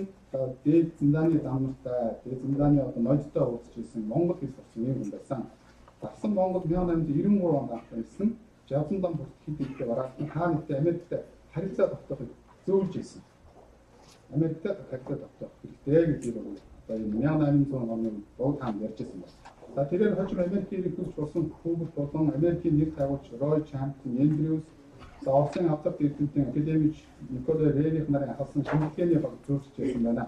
1911 оны 2-р сард хүрээнд болсон сан ноёлын нууц зөвлөгөөнийг богдын гэрт болсон тэрээр уулзалтыг даргалжээ хэмээн Бээжинд сууж байсан Америкийн эцсийн сайдын яамнаас засгийн газартай ирсэн ноотчос үзэхэд хүрээний богд Америкийн эцсийн улсын анхаарлыг ямар нэгэн байдлаар энэ 1800 оны донд татаж байсан байна. За дараагийнх нь харилцаа тогтоох гэж эдийн хийдэн оролцож байсан үе 1911-аас 21 он. За гол хүн бол богж явсан байсан. Богж явсан бол 1911 оны хэсэгт бол оройдон болсон ийм хүн юм аа. За 19-р зууны эцэс 20-р зууны ихэнх үеийн Монголын түүхэн эдрэгтэй эзэгтэй үед тэр үед ихээхэн боловсролтой манж төвд Орос хэл эзэмшсэн үдийн гүн ухаан ертөнцийн бүлгүүхэн төлөвсөн орчлон хорвоогийн амьдрал тэмцлийг гүндэн хүртэл ойлгосон хүмүүсд үдийн дамар байна. Тэд манжаас элдв янз ирэх юм бодохгүй ад бочод төлөхгүй тул ихээхэн биеэ даасан байдалтай нөгөө зүг төсвөл бишрэл ихтэй монголчуудын дэмжлэг үүдэг туйлын их өөртөө татсан хүмүүс байлаа. Богд гинэн тойрон хүрээсэн дам хурууд манжийн шинжлэхийн бодлого сэргүүлсэн он удаан жилийн манжийн тархитаас авах бүхий дарга зам илэрхийлж байгаа. За Чингисийн удмын өндөргийн зам нудрын хойдол хэмээн өөрийнхөө алтан урд тоосч байсан Жавсандаа хотод Монголын хэрэг ард түмний холны хувьдаа явал өөрт нь туйлын хамаатай гэж үздэг байлаа. Ингээд Европын тооллын 1111-р он Манжчин улсын хэв засны 3-р он Монголын 15-р жаран цагаагчин хай жилийн 9-ний өдөр монголчууд тусгаар тогтнолоо албан ёсоор зарлан богж Жавсандаа хотыг хаан дөрвөнжлөн Монгол улсын нэрийг Монгол оны цолыг олноо өргөсний хэлбэрээр нэрвэлдээ ихүрээр улсын нэр болсон. За 10 Монголын тусгаар тогтнос нь алс дорнодын нөхцөл байдалтай. Ялангуяа Японы болоод үзүүлэх өөрчлөлт ихээхэн чухал явдал болох учраас Америкийн нэгдсэн улс анхааралтай ажиглаж хүрээнд болж ирсэн үйл явдлын цаг авдлыг мэдээд авч байжээ. Бээжинд суугаа Америкийн нэгдсэн улсын элчин сайд Хэлхаун 1912 сарын 8-ны орой энэ 1911 оны 12 сарын 29-нд монголчууд тусаа тогтнолоо зардаад энэний дараахан одоо энэ тоолны хувьд төрөөд байгаа боловч яг л тэр оройн мараг мэдээлсэн. Вашингтон дэврээсэн дахиад хурдандаа 10 монгол тусгаар тогтносныг яаралтай мэдэгджээ. Тусгаар тогтнолын өмнөх үед үүсэн бат нөхцөл байдлыг хамж байсан юм байдаг. Богд Жавсандаа бодлого түүний тэргүүлж Монголын засгийн газар байгуулагдсан цагаас эхлэн өөрийн тусгаар тогтнолоо дэмжүүлэх гадаадын хандлагыг өөртөө татах үүднээс хэд хэдэн алхам хийж байсан нэгэн дэлхийн томоохон 9 бүрэн хандан мэдээд авсан явдал юм аа. Монголын засгийн газраас 1912 онд Монгол улсыг байгуулсан учраас алсын Америкийн гадаад хэргийн яамнаас бичиг илгээвэ. Уг бичиг илүүгээ манай Монгол улс нийтээр эртнээс тогтсноор ирсэн бөгөөд өөрийн газар орон шажин сургаад ёс зүйн алдахгүйгээр салхи учраас нэгэнт манж улсаас салаад өөртөө тогтнож өөрөө эзрэг улс төр байгуулан халх Монголыг шарын шашны эзэн Жавсандаа нам юугаа Монгол улсын эзэн хаан өргөнжлөн шашин дөрөв ослон бариулаад олон улсын тэргүүн оны тогтоох зэрэгээр явдлыг ихэнх улсын гадаад явдлын яамнаа мэддэг цааш улс орондын гэрээ байгуулсан хурдтай нэвтрүүлэн харилцаа тогтоох санал хүссэн байна. Богдын засгийн газар сууг бичиг хүлээж авснаа Орос хятадын талд мэдээлээгүй Америкийн талд Орос мэдээлээгүй захыг буцаагаад зэрэгс үлдээд Богд хаан Монгол улс Америкийн нэгдсэн улс хоёр албан ёсоор харилцаанд орсон гэдэг доктор бол тэмдэглэжээ. 1912 оны 12 дугаар сард Оросын эзэнт гүрний гадаад хэргийн яамаас богд эзэн хааны нэрээр Оросын эзэн хааны автангуудаа хөргийг бэлгэлж баяр хүрсэн байна. Америкийн талаас монголчуудын тусгаар тогтнолоо сэлбэн бэхжүүлсний дараагаар талархсан дэмжлэг үг бичиг бүхэн байрны тарах нь болтоогүй байна. Богд хамт Монгол улсыг хүлээн зөвшөөрч Чин улсын задралыг дэмжих нь Америкийн Аз бодлогын үндэс болох учраас Хятадын газар нутаг засаг захиргааны бүрэн бүтэн байдлыг хадгалах зарчимтай зөрчилдөж байна. Монголын засгийн газраас Мэ улсын засгийн газар. За Мэ улс гэдэг нь тэр үед манай Францын Паус Америкийн Мэ улсын зэрэгээр ингэж иржсэн. Мэ улсын засгийн газар 1914 оны 2 дугаар сарын 29-нд 3 дахь татварыг үүнээс өмнө богд хам Монгол улсын засгийн газар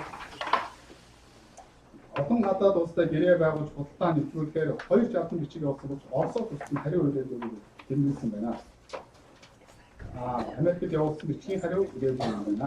За Оросын талаас Монголын Виенда харилцагыг дэмжиж байсан учраас тусаар тогтносон улс орныг дэмжих сонирхол байхгүй. Мөн Монгол нөлөөгөө тогтоохоор нэгэн Британи, Франц, Япондоо өрчлөлтөнд тохирсон энэ үед богж явсан дам Монголын тусгаар татамдаа баталгаажуулах гуравдагч хөрштэй болохыг ирмэлцсэн бодлого анжилтад хүрээгүй тухайн үед энэ ансын хараатай бодлого гарах зориг зүрхтэй нөлөөтэй хүн хүрээний богдоос уулзсан байна. За дараагийн одоо хүн бодвол Японд Данданбаатар юм. Японд Данданбаатар бол Монголын богд хамтын ерөнхий сайд байсан юм хүн. Японд за бололцоо холбоод Бээжингээс цааш хэд авах Америк орох санаа өгсөн Японд хотод Данданбаатар 1919 оны 11-р сарын 10-нд Бээжингт Юан Шикатай уулзжээ. Уулзалтын дараа өдрүүд Америкийн нэгдсэн улсын гэрний төр хамаарч Чарльз Кеннеди уулзалтаа Америкийн дад Монголыг шууд хамгаалтаа ав. Монголын ашиг сонирхлыг төлөөж Хятадын засгийн газартай ярилцах санал тавьж. Хүрээнд Америкийн консул суулгах хүсэлтийг хүссэн богдгийн захидлыг гардуулжээ. Энэ нь цаг хугацааны хувьд генерал Сүшүүчээр хүрээнд ир төвөөс дараахан байлаа. Хэргийг төр хамаарах Чарльз Кеннеди Танжин суужгүй ерөнхий консул Эберхардыг 10 онцгийн байдлыг хандуулахад хүрээнд 1920 оны 4-р сард илгээсэн байна. Эберхард Японд хотод Дэдүү хотод нартай уулзаад тэд Монголын өмнөөс Хятадын засгийн газартай ярилцах Монголыг өмгөөлтөн авахыг хүсэлтэй тавьсан байна.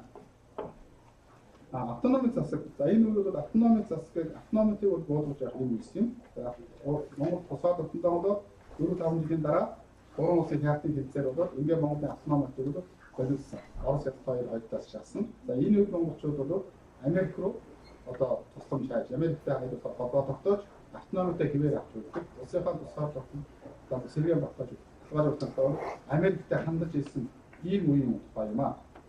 За автономик засаг унахаас өмнө гөрчилдөж автономитыг болцоотойгоор буулгах болсон ноёд лам нарын сан гадны дэмжих асуудлаар бас хоёр байна.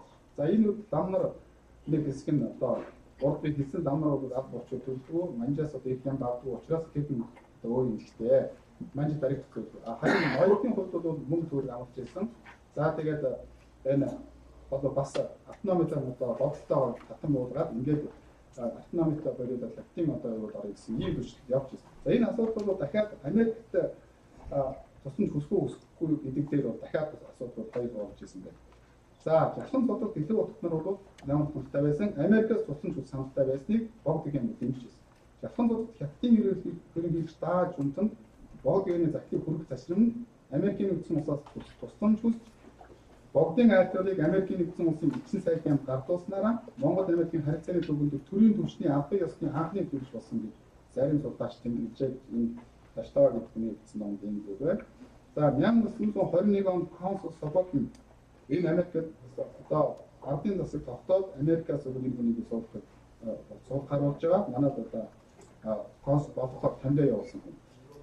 Собокны богдын хэд том удаа хүсдэг шийдсэн байна. Дайн болж байсан тул за энэ нөгөө бороо өнгөрөн энэ ингээд одоо өвмө үүссэн учраас хаалтанд очиод шууд хүрээ явах асуудал хойшлогдсон байна. Собокны хүрээнд 1921 оны 8 дугаар сарын 8-наас 9 сарын 14 хүртэл сар орчим ажиллах богдгийн ерөнхий сайд бодоогоор дамжуулав. За бодоо бол энд би тухай бичээгүй. Тэгэхээр бодоо бол дан болсон. Ер нь ардын засгийн бодоо хүний чинь шагдарч яв. Тосол хоёроос устгах дандаа юм усуд байдаг. Бодоо бол маншин хийх дан байсан. За бодоо ерөнхий сайдээс бодоогоор дамжуулаад Монголын хэлцээд Америкийн нэгдсэн улс гараа өсгөн тулж нэгдэн орно. Эндгээр Хятад Монголын харилцаанд хаанд Оросын үүсгэж ирсэнүүдийг Америкийн авахыг үзэж байна. Бажиг Соколын тэмдэглэлээр богдгийн нэг хамгаалсан байдлыг тогтоох сэтгэл санаа талаар сэтгэл нь үлэмж зовнин богдын бие төлөөлөгч хийдэгдэн удаа эдгээд Монгол Хятадын хооронд хүн байдал зөөлсөж өгсөн болно гэж бичжээ. За 1922 5 сарын 17 онд Эндрюсийн экспедицтэй за Эндрюс бол одоо гайхалтай Монгол өдөр бүрийн судалгаа хийсэн Монголын нэрийг бол Америкт бол гайхалтай гаргасан юм хүн. За Эндрюс World Champion Эндрюсийн экспедицтэй бол хүмүүс дуудаж ирсэн. Тэр экспедицийг ажиллах хэсгүүд бол төсөөлөлт өгөөд тэгээд их хувийн нийслэн дотор өдөх холбоо хийх байлаа. Түүнийг бол хараарай гэсэн даатгал хийсэн байна. Тэмдэглэл өгсөн байна. За 3 дугаар хэл хөгжлийн газар үед Америктэй харилцах төлөвлөлөө эргэлзсэн юм бол даатгал сэрэмжмэг. Даатгал сэрэмжмэг бол Монголын дотоод хэлний 5 яам байгаад дотоод хэлний сайд байсан. Гадаад хэлний сайд бол сайн төлөвлөжсэн. За ингээд 5 яам бол 1911 онд болчихсон шүү дээ.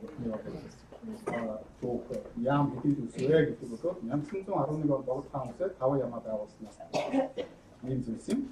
За Америкийн нэгдсэн улсын засгийн газар төр Богд хааны хамттай бичиж Богд хаан Монгол улсын дотоод хэлний сайд бүх хэвлэл захирын шийдэгч яамны тэргүүн сайд даатгал сэрэмжмэг 1912 оны 12-13 харьбын суугаа Америкийн консул Менад ардуулсан Богд хаан Монгол улс Америкийн улсын улс хоёр улс төрийн албан ёсны харилцааны нэгийг мөн яг за энэ талаар харьбын суугаа Америкийн нэгдсэн улсын консул Менад Богдгийн тусгай даалгавраар даатгал сэрэмжмэг харьбын хай дээр хийгдэж байна. Японы орон нутгийн төлөвчтэй уулзаж Монгол Японы хооронд гэрээ байгуулах бодлогоор уулзсан Японд мэдэгдэжсэн. Тэгэхээр энэ Япон Америкийн харилцаа бол 10 байсан. Японтой харилцаа тогтоох гэснийг бол даруй мэдэгдсэн байна. За энэ талаар Америк нэгдсэн улсын 28 дахь ерөнхийлөгч Вудрүү хэлсэн 1913 оны 4-р сард 10 Монголын тусгай тогтнолыг Орос бүтээн зөвшөөрсний буруутган Богд хаан Монгол улсын санд татварсан хариу тэмдгийн хурдаар гэсэн. За энэ Вудрүү хэлсэн бол Монгол улсын тусгай тогтнолын эсрэг санд гэжсэн ийм хүн байдаг. За энийг бол тэр тэмдгийн хурдаар сайн юм байна. За хэдийгээр өрнүүдийн харилцан саадын улмаас төлөв болсон ч алс дормтын олон улсын харилцаанд Монгол улс оролцсон оролцох хийснээрээ даалгаврын ажилтнууд бол чухал ач холбогдолтой байна. За 10 Монголын тусгай тогтнолыг Америкийн нэгдсэн улс зөвшөөрөхгүй нээлттэй хаалганы бодлогыг үндэслэгчийн хувьд Рокфелл сайхан. За Рокфелл бол бас их гайхалтай юм байна. Энэ хүн бол хэдийн шинжлэх ухааны маастер судалтай тэгээд одоо Богд хаан бас үсгтэй.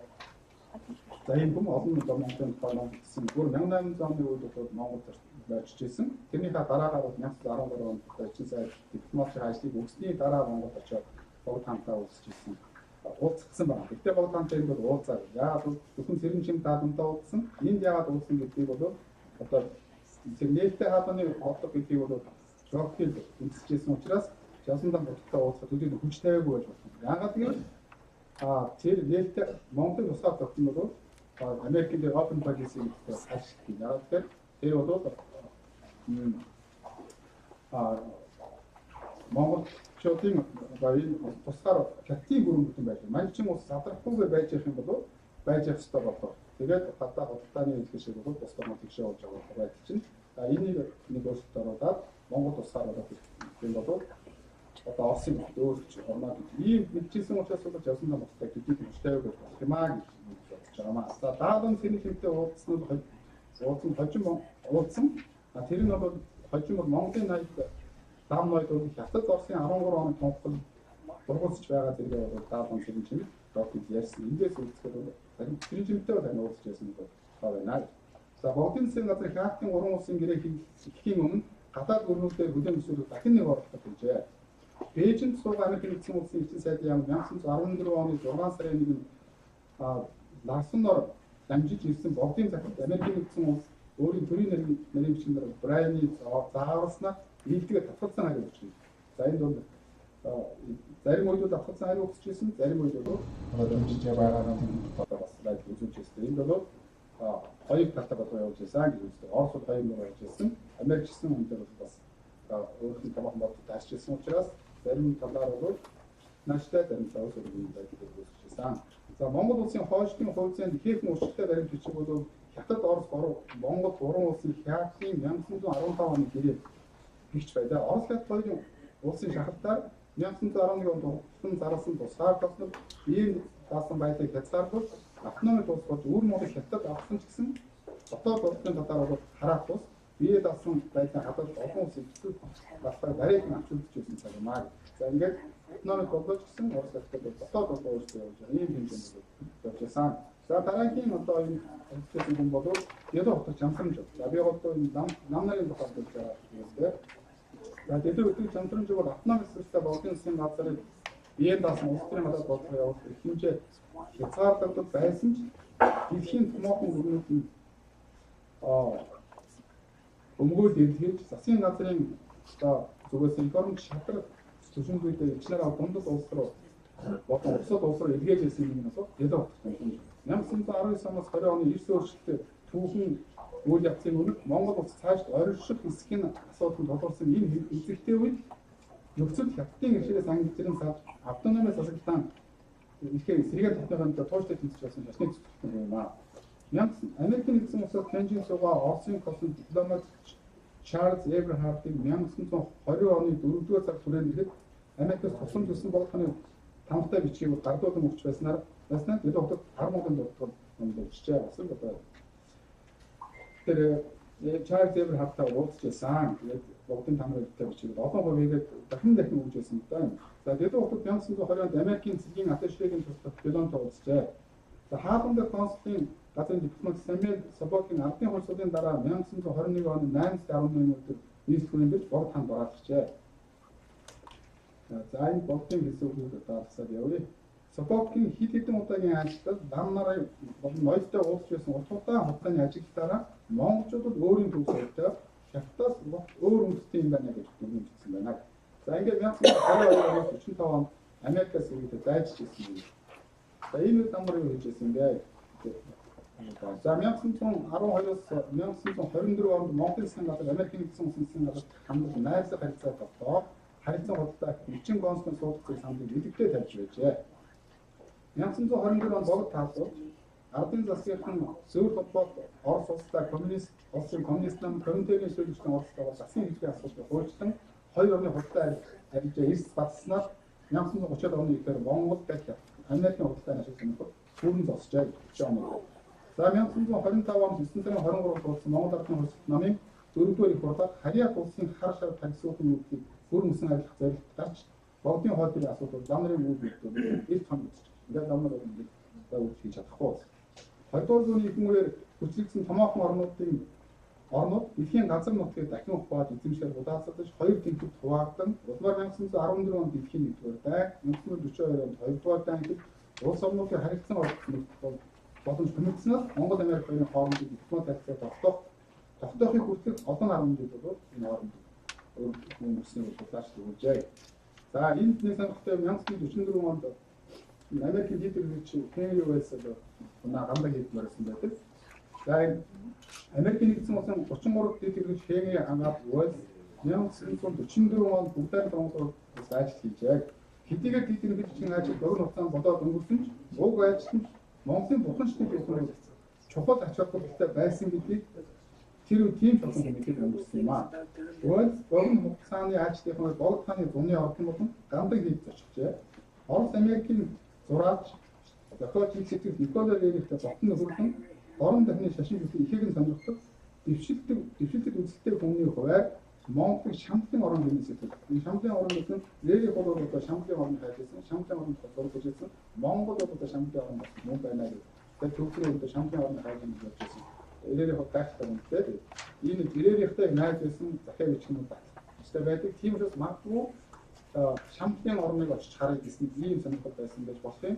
Нөгөө тал дээр бол овн Тиморва тэгээд дилүүгээтэй байрсан. Энэ хүмүүс бол тэр гамдаг хийж одоо олон дамар болчихсныг бол очоод харахаарай гэж бас л одоо тэгсэн байхаа гэж ингэж бодож байгаа. За энэ шашны хэмжээгээр улс болон харагдахын тулд эрдэнэтэй хамтлагуудаа 7 хоног цуглуулсан мөрөглийн сүмтэй гамдаг хийсэн 3 хоног хэрэгжээ. Энэ айлчлал Америкийн нийтийн гадаад бодлогын зөвлөлд Монгол хэл соёлын санхүүгийн Латимор хэлнэрчээ хэлсэн бөгөөд илүү хотод богд гэгэний орон хэл хурд номын өргөн дэрэг үг хэлсэн байна да. Богд гэгэний гурван номыг ямар дагаад нүдээр үсээ загсан байх том амттай. Аван гэхээр дид тэр ондоо 1944 онд хятад очихдоо дид утгатай болсон. Монголын нөхцөл байдлыг ярилцсан байна. Илүү боловч Чүнцний засгийн газрын шүүмжлэлтэй хандаж өвөр монголчууд хятад Японоос хөндөрч хар Монголтой нэгд хандлагатай болж байгааг ярьсан. Энэ нь бол сүүлд Уэльсийн Рузвельтэд явуулсан Уэльс бол одоо дид иргэншил бол ихтэй явсан тайлан гэж өгсөн байна. Тэгэхээр энэ бол Рузвельтэд явуулсан ихтгэл. Рузвельт ихтгэл явуулсан. Энд бол ихтгэл нөлөө өгсөн байх болох юм аа. За энэ үед дараа өвөр Монгол нэгдвэс байд ихэд орох тул бүгд найрамд Монгол улсын бусаар тогтмол төвшөөсөн илүү дээд юм стадиум сүм сумын ям мөсөн харуулсан. За ингээд дараагийн нь харилцаанд өөрчлөлт байсан үе юу? 1945 оноос 1961 он. За дэлхийн их тайвны аюулгүй байдлын сахин хамттай Нүүбийн гишүүнээр бүгд найрамд Монгол ард улс эс хөрөлтөд 1946 1948, 1956, 57 онд сэргээж байсан. 1946 онд өгөөд 3 удаа сэргээжээ. Энэ талаар Америкийн нэгдсэн улсын Мongolian засгийн газрын байр суурийг харгалзах байдал 1947 онд шийдсэн байна. Ерөнхийдөө Кеннеди 1961 онд намар удаа дараалсан бүгдээрээ Монголд болсон олон улсад байр суурийг бичиж байгаа том домчхон байсан Чанкашиг явуулсан 3 цагтаа бүгдээрээ болсон нүүб диск асуулт 250% болсон байна. Энэ зөв Чанкашиг зөвшөөрсөн гэж манайх яриад байна. Гэвч Чанкашиг бол энэ бол Тайваны асуудал төлөвлөлт тавих учраас учраас Монголын долоо улсын эсвэл бол хуулийн дургуй байсан комитет бичсэн байна. Нүүбийн аюулгүй зүйлийн 9 гишүүн болоод бүгдээрээ Монгол ард улсыг нүүбийн гишүүнээр эсэх зөвлөлийн дэмжсэн 61 оны 10 сарын 25-ны өдөр хариу өгөөд бүгдээрээ төлөвлөсөн нүүбийн гишүүн болжээ. Санд ороодаг Америкийн нэгдсэн улс үтгэсэн Тайван орцсон. Америкийн нэгдсэн улсыг үтгэсэн нь бол яг бол Америкийн нэгдсэн гэвэл яг бол Тайван дургуй орцсон юм бол Америкийг дараад маш олон хүмүүс Монголд суух гэдэг зөвшөөрөлтөөс олон зүйлсээр бол одоо Шанхайд татгалзаж байсан. Шанхайгийн хамгийн эмзэг асуудал байсан гэж нам тэмдэглэсэн байдаг. За Монгол улсын бусаар тогтмол Америкийн нэгдсэн улс манад Америкийн тав бүгдээр Монгол ард улсыг нүүбийн гишүүнээр эсэх явдлыг Чанкашигаар зөвшөөрүүлж Тайваны хориг зайлуулва гэж бичсэн зүсгэд юутаж дэдүү хутагтын энэ талаар Чанкашиг нөлөөсөн хэмээх нь оргуу бусаар. За энэ бол дэдүү хутагтын олон түүхүүд дээр бол дэдүү хутаг нөлөөсөн гэж байдаг. Гэвч юутаж гэсэн бол энэ бол оргуу биш. Чанкашиг зөвшөөрүүлсэн Америкийн тав бол Чанкашиг шахсан юм. За дэдүү хутаг Мongolian засгийн газар Чанкашигийн зөвлөхөр явж байсан тухай намчтан гал. Дэдүү хутагтын шатрын нөхөр Ол Тимор Мongolian засгийн газар улсын зөвлөхөр явж байсан бол дэдүү хутагтын үүсгэх дэмждэг байсан хүний хувьд том байж болох юм аа. За нүүб гишүүнээр хэлсэн Монголын их зүйн статусын талаар эргэлзээ тасалж хэлснээр бусад улсууд эргэлзээ тасалж Америкийн улс дотоод ялангуяа Конгрессийн байр суурийг наашлаа оруулж. Конгресс бол энэ Монголын эцэг бас байр суурийг өөрлөсөн байна. За ингээд өмнөх үеийн дээд стандартын үйлс зохион ном тэмдэглэлээс үндсэн дуустал нэгэн тэмдэглэлийн зэрэгцээ Америк Монгол хоёр улсын төв судлал соёл боловсрол хувь нэмрийн оруулсан олон Монгол хуургуудыг тухайлбал Америкийн эдизмийн эцэг хэмээгчүү 3 дарам цөөхөн эрдэнтийн мэргэжлийн багш болох торгууд биш Ванжилга ар болон очилтөр хувьцаан өөрсдийн их сургуулийн олон эрдэнтийн профессоруудтай мөр зэрсэн ахад болсон Монгол ховор зүүн сүнэтийн намжилт даасан дэдүү хутгийн Монгол дөржлөн төвд Монголын соёлын төвийн тэргүүлийн ажиг эмтэн зэрэг олон эрдэнтийн зам нарын оруулсан хувь нэмрийг дуусчихгүй байна. За ингээд дөрөв уншчихъя. За нэг талаас 19 оны дундаас Мэ улсын зүгээс нээлттэй хаалганы бодлого явуулахын өмнө Алс орнд руу идэвхтэй явах болсон христиан номлогч. Нөгөө талаас Манжийн дардыг түлхэн умгаарыг завдан бууж явсан дан бодох тэргүүтээ Монголын томоохон наммар хоёр улсын ихэнх үеийн харилцааны түүхэн үсбэд нөлөөсөн гэж үздэг. Нэг талаас христиан номлогч олмоор хийжсэн дэвтэр боломжийг гаргасан. За наммар бол Монгол бол Манжийн дард эсэлгүүшээ бас гадна хайцтай байдаг. Эцгийчээсээр энэ бол суур тавьдаг нөлөөсөн гэж үзэж байгаа. За буддийн шашны гүн ухаан хүний сэтгэлийг татах эрдэм шатна.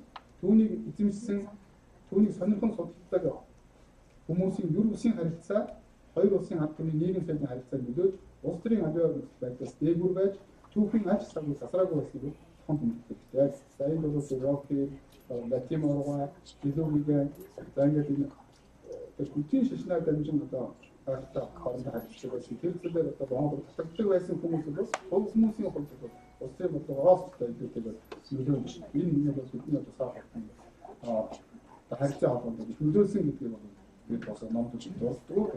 Ингэж бол бас байх юм аа гэж хүмүүсийн хоорондоо харилцаа нөлөөлж байна. Рээлийнхэн тухай байна. Рээлийнх бол нөлөөлсөн байдлыг нэг ярьж байгаа. За 8 дугаар үеийн хотын харилцаа бол Монгол улс тусаа тасалбар сэргээн мандуусны дараагаар улсаас улстай гүрнээс гүрэнтэй харилцаа томоохон дипломат харилцаа. Ялангуяа 3 дахь төрлийн харилцааны суурийг тавих үйлдэлснээр олон улс харилцааны түүхэнд хүндэн үзүүлжтэй гэж байна. За Монголын тусаа батлын дараа 1914 оны эхний дэлхийн томоохон гүрнүүд Англи, Франц, Америк, Герман улсуудын парламент болон засгийн газрын түвшинд ямар нэгэн байдлаар шийдэл хүргэсэн. Энэ бол явсан дан бодох болоод жасан тандем бодлого даалгавар зэрэмжин ялуу хотын шамсрамжин нарын югаас дэлхийн олон улсад хандуулж явуулсан гадаад бодлого чармаалтын бол үр дүнгийн протоколын үр дүн маа ингэж үзэж байна. Тэгээд таавал анхаарах баярлалаа.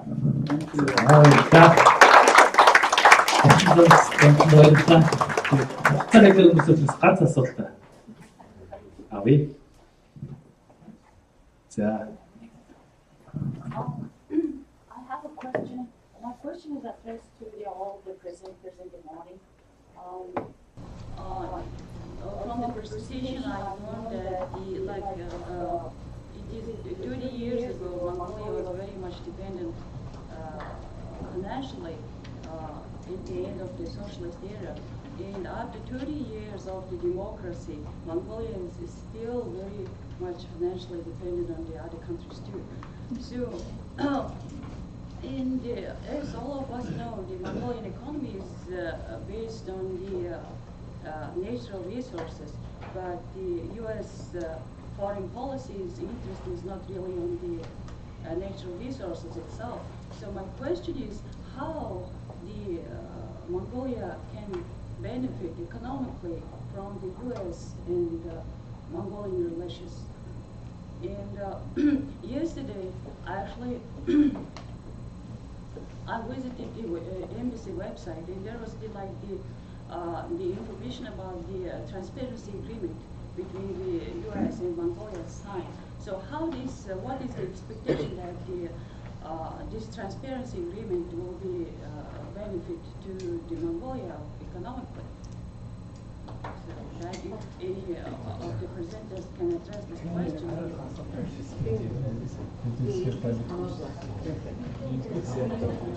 Would you respond to it?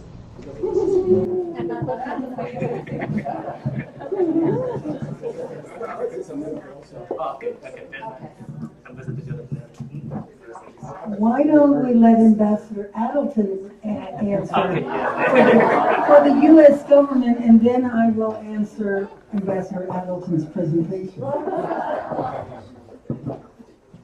Actually, I'm happy to say I'm not speaking for the U.S. government because I retired 1 week ago. So I can be very free. But there's a couple things to say even before talking about the transparency agreement. When I arrived, this is some context. When I arrived in Mongolia for the first time in 2001, it was $1 billion economy. During the preceding 10 years, it had gone down and gone back up. $1 billion was about what it was 10 years earlier. At that time, it was 30% of the aid from the Soviet Union, represented 30% of the GDP. In 2001, it was $1 billion economy, 40% of GDP budget, that's about $400 million a year, $300 million a year in foreign aid from all sources, of which the U.S. was about $10 or $12 million. So it was pretty modest, although, as Professor Campy said, it perhaps had more influence just in terms of encouraging other countries to get involved as well. I've often asked people, how on earth could you run a country on $400 million? I mean, think about it. That's probably the budget of a medium-sized university.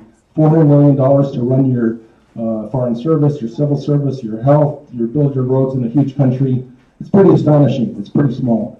When I was there for 3 years, I came back, I guess, in 2009. I left in 2012. So when I departed, I guess the final time you might say in 2012, 11 years later, it was by now a $10 billion economy.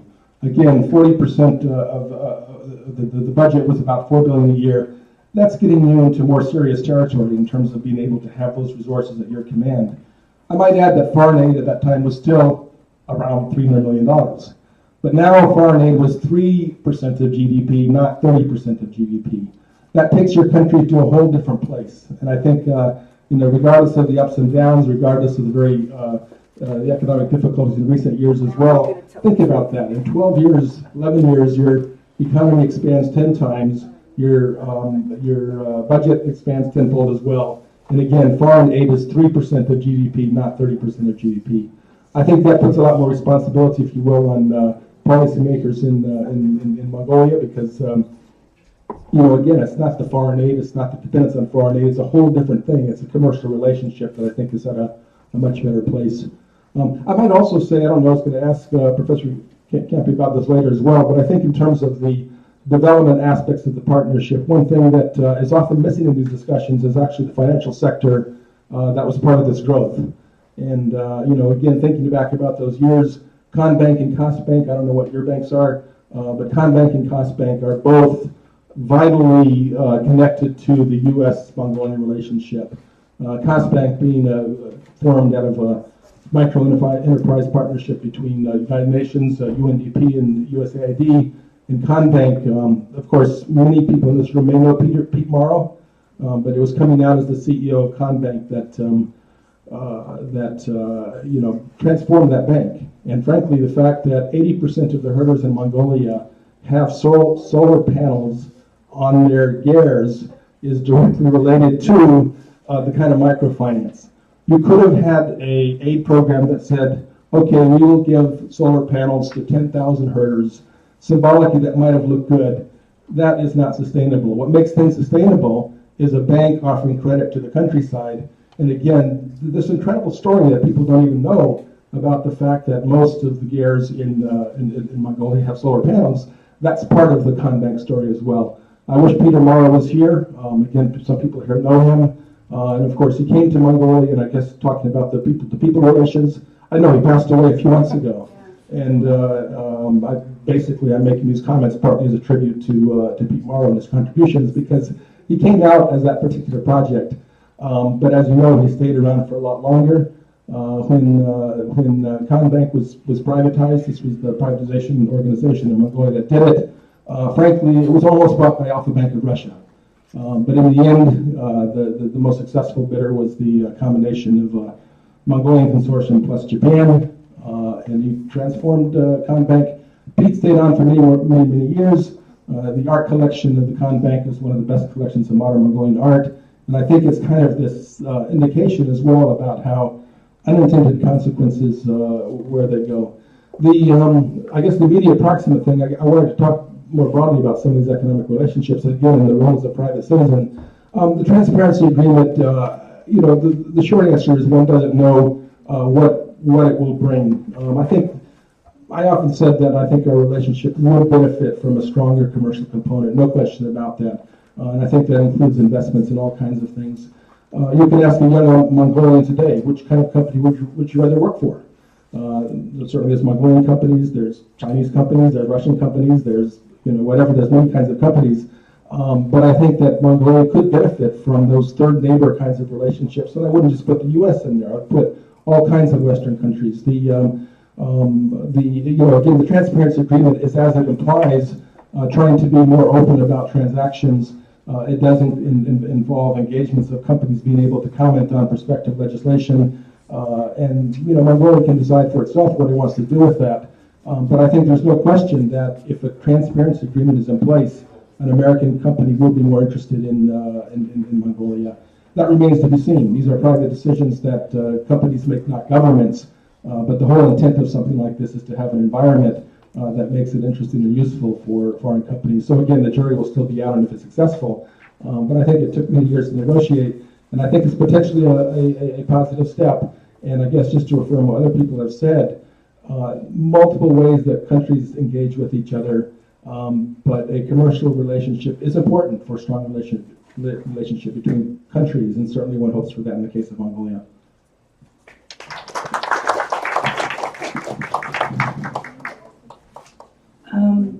During the Soviet era, 1/3 of Mongolia's budget was subsidized by the Soviet Union.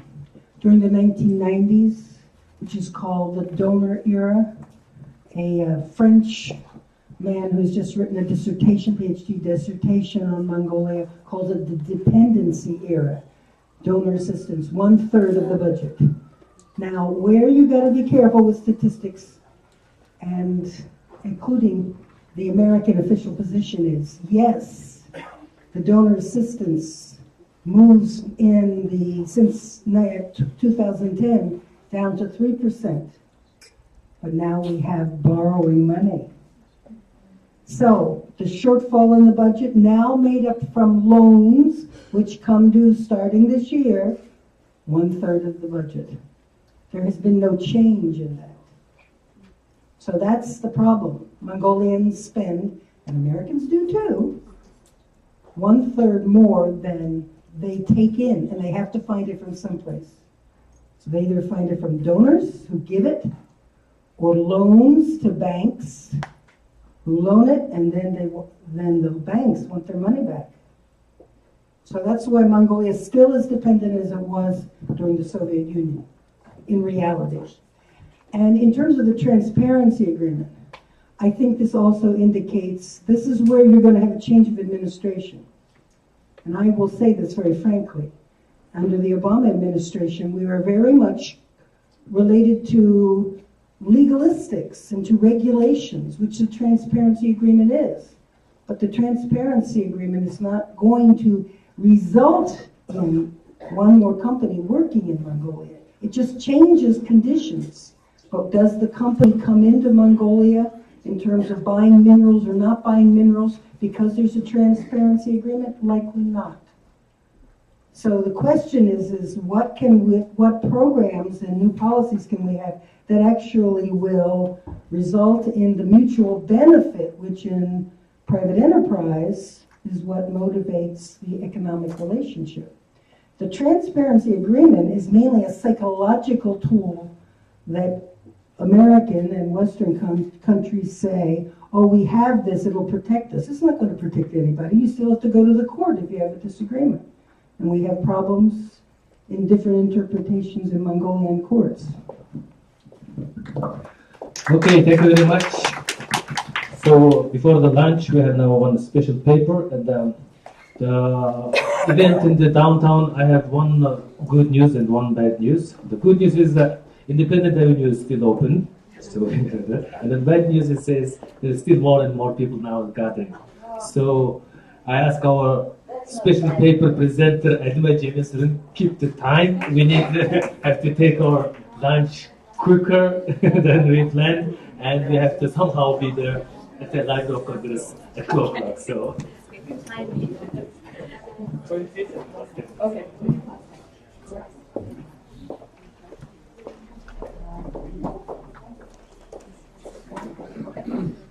Well, still, good morning, everyone.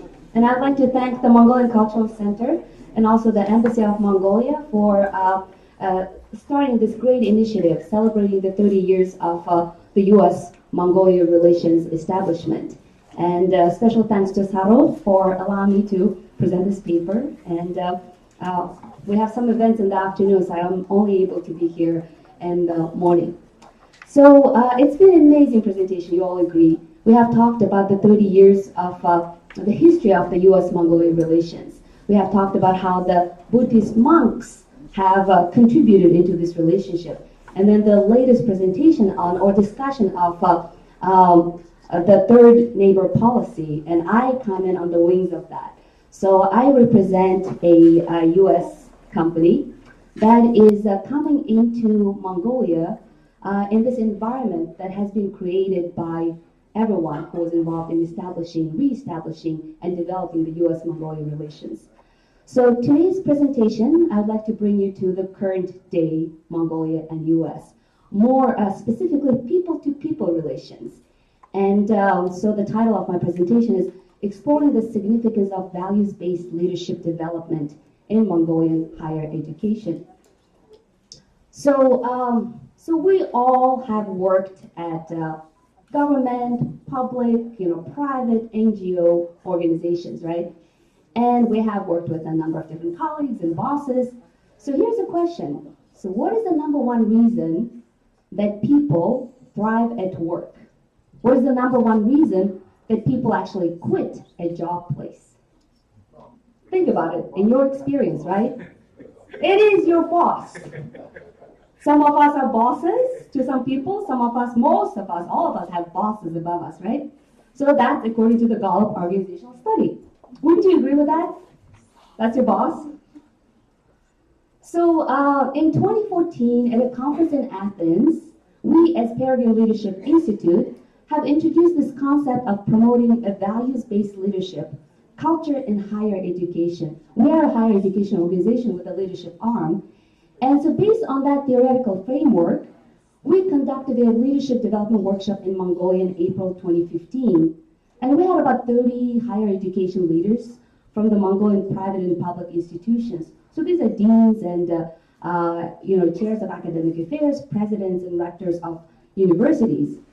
So as a follow-up, some 5 months later, we actually conducted an interview. And we asked our staff in Mongolia to go and talk to the workshop participants and ask about how much of an impact this workshop had in your life. And so I'd like to report the results of that survey to you today. So these are the authors.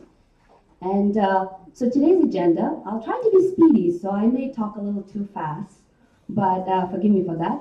But let's talk about perspectives, and I'll introduce a little bit about methodology and results, observations, and then what's next, right? And so a little bit about the Peregrine Global. As Alicia mentioned a little bit, the U.S. companies, especially in Mongolia, when they hear it's a company, they think this is a for-profit organization, they're here to make money, they here somehow take advantage of us. There's that distrust, does exist. But believe it or not, we are a global organization that truly believe in making a difference in the world. So we work with our U.S. institutions of higher education, and we are a for-profit organization. So we invest the revenue we get from the U.S. institutions of higher education into the rest of the world. And we have an office in Mongolia, so we staff the office there. And then, of course, the capacity development for Mongolia, especially Eastern Asia, is the key issue. Everyone would agree, right? And as part of it, we have actually worked within the Mongolian higher education sphere, and in fact, we have written a book on essentials of leadership, and it's more like practical and proven approaches in leadership and supervision. What I noticed is that in the Mongolian public and private universities, they're doing really well with coming up with the mission and vision. They define their values as an organization. So they have this, the idea of what they want to be, how they want to get. But at the same time, there's a, big lack of the skills of how actually you implement it. How do you get from point A to point B that you have envisioned for yourself?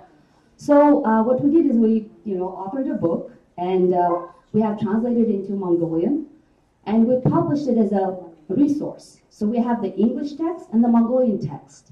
So it's available to all the schools, and then not just a way to introduce them to the concepts of leadership and values-based leadership, but also, use it as a textbook. If you want to improve your, lexicology and your vocabulary, you can use it. So that's the topics. As I mentioned, we do have a staff in Mongolia of 3 people, and these are, my guys who went out and actually did the survey and interviewed the participants.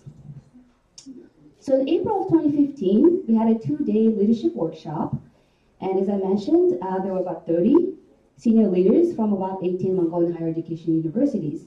So the topics we covered included leadership values and attributes. So we're discussing in a group and asking the participants to define, what do you see as attributes and what are the values that you aspire to be? What makes sense to you? So define it first. And then what are the different leadership styles and teams? We're not coming as a US company and imposing something from the US. We are conducting a workshop, participatory workshop, and discussing and helping them to formulate these concepts, right? And there's a lot of discussion about communications that we had. And then, it's a part of the big challenge is how do you lead a change? This is a changing environment, the economic conditions, the political structure, and we live in a world of change. So how do you lead that change? And we ended with some discussions on strategic leadership. So these are our participants, and this is some pictures of how we conducted the workshop. And I have a little video for you to show, so I hope it works.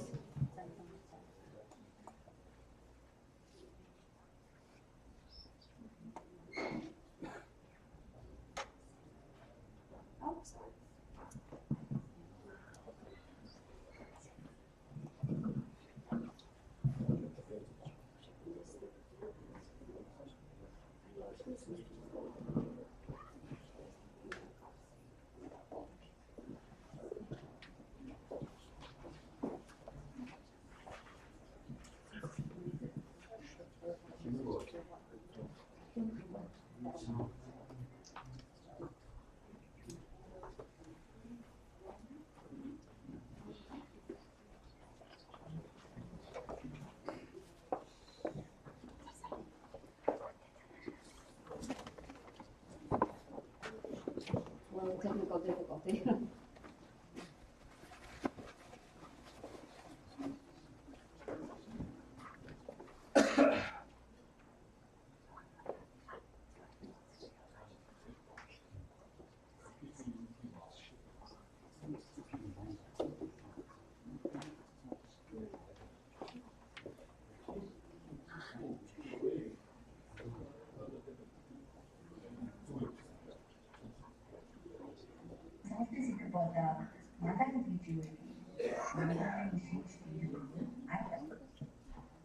Mesmo só conseguimos explorar o lado da representação e isso é interessante vai doar.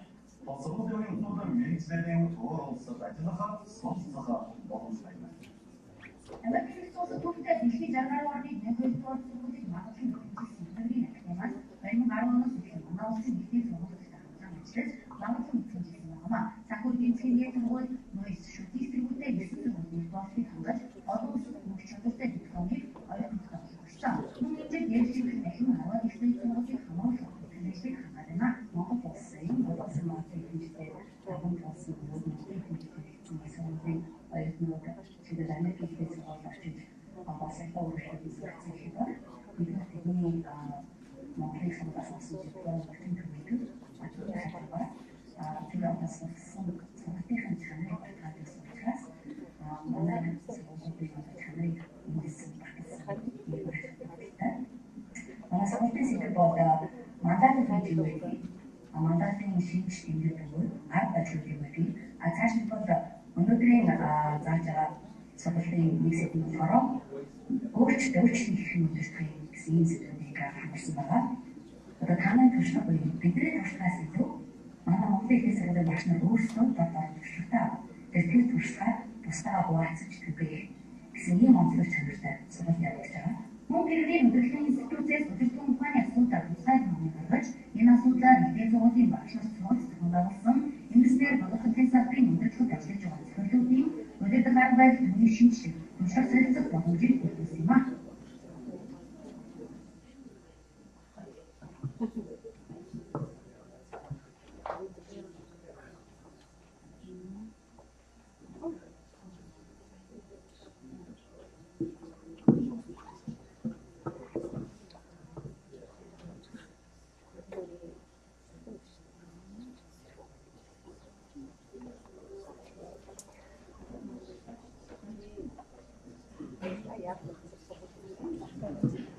Okay, so I got a word. I really need to, hurry it up.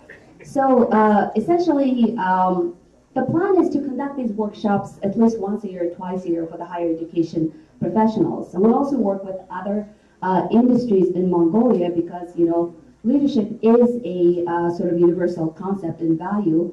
And for the higher education, especially professionals, we also held another one in January of 2016 in Gillette, Wyoming. So this one was a 7-day, more of a full-scale leadership workshop. And we actually had 12 senior leaders from the 7 Mongolian higher education universities, agencies, and also we had the Ministry of Education, Science, and Culture representatives. Now this time we talked a lot about the governance in higher education because these are the topics that attendees request from us, right? A big issue was funding and fundraising, and we talked about the budget situation, the GDP, and how Mongolia is financially dependent on outside sources. We covered a lot of topics on student academic services, distance online programs, and liberal arts education, science and learning. So essentially, let's, we formulated some good questions to really get feedback from, did this workshop really have value? Did it help you to improve your work and leadership at your institutions? So we had our staff go out and talk to the folks. And these are the questions we have asked them, and then we'll just go straight to the results, right? And so the first question, so what do you recall were the more important lessons on leadership that we discussed during this 2-day workshop? So this is a shorter version of what we do as a 7-day full-on seminar. And what we discovered is there was a lot of siloing going on within the institutions in Mongolia. And the information does not get shared. The information doesn't go up or down. Information doesn't go across. So there's a lot of disconnect between the different departments and the different organizations or even groups of people within these organizations. And there's actually some intentional work going on in terms of restricting communication flow. So we have discussed how to overcome these. They really appreciated this discussion of defining the values and attributes of a leader. What does it mean to be a leader within the Mongolian environment, within the Mongolian higher education system? So they came out with some formulated ideas and concepts that they really wanted to implement at their institutions. And then we discussed a lot about, leadership is about influencing others' actions and behaviors, by modeling your behavior, by inspiring others. And so there was a lot of great stuff that they have actually retained. So remember, this is a questionnaire that was given to them 5 months after the April workshop. And so there was a lot of great retention of what we discussed and what we talked about in this. And a lot of the discussion was how to manage stress, right? And the leadership is a stressful endeavor. And we talked about what are the most effective ways of communicating as a leader, as a someone who's in charge of an entire organization. How are we on time? And so in the next one, I was like, so what changed after this? How were you able to change not only yourself, but your team, your environment? And there were some amazing inspirational stories. And we actually talked to their colleagues as well. So someone was they not only impacted their team, but also they went above and beyond and started training the other members of the community. And they became more open, more understanding, and more importantly, they became more patient, and they were willing to listen to the other's concern. And so as I was talking about it, so there's a lot of great decision-making tools that they have been able to implement, and active listening was something that was really a big takeaway from the participants. And so we said a lot of good stuff here, and I'll be happy to share the PowerPoint presentations with you. And another area that these deans and leaders of the higher education institutions, they really like the fact that there's a textbook in Mongolian and in English at the same time. It's something that they can refer to their colleagues, refer to their students, and something they can share. And even some of the faculty started their own leadership courses.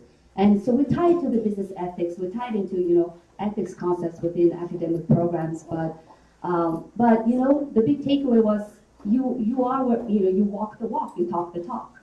And that we just got it it was quite inspirational. So there's a lot of great stuff and the observations. Let's get to the, as I mentioned, we have looked at different institutions' mission, vision, and values. And they typically reflect, of course, elements of values-based leadership applied in the day-to-day conduct of the team members within an organization. And it's true for the Mongolian higher education institutions as well.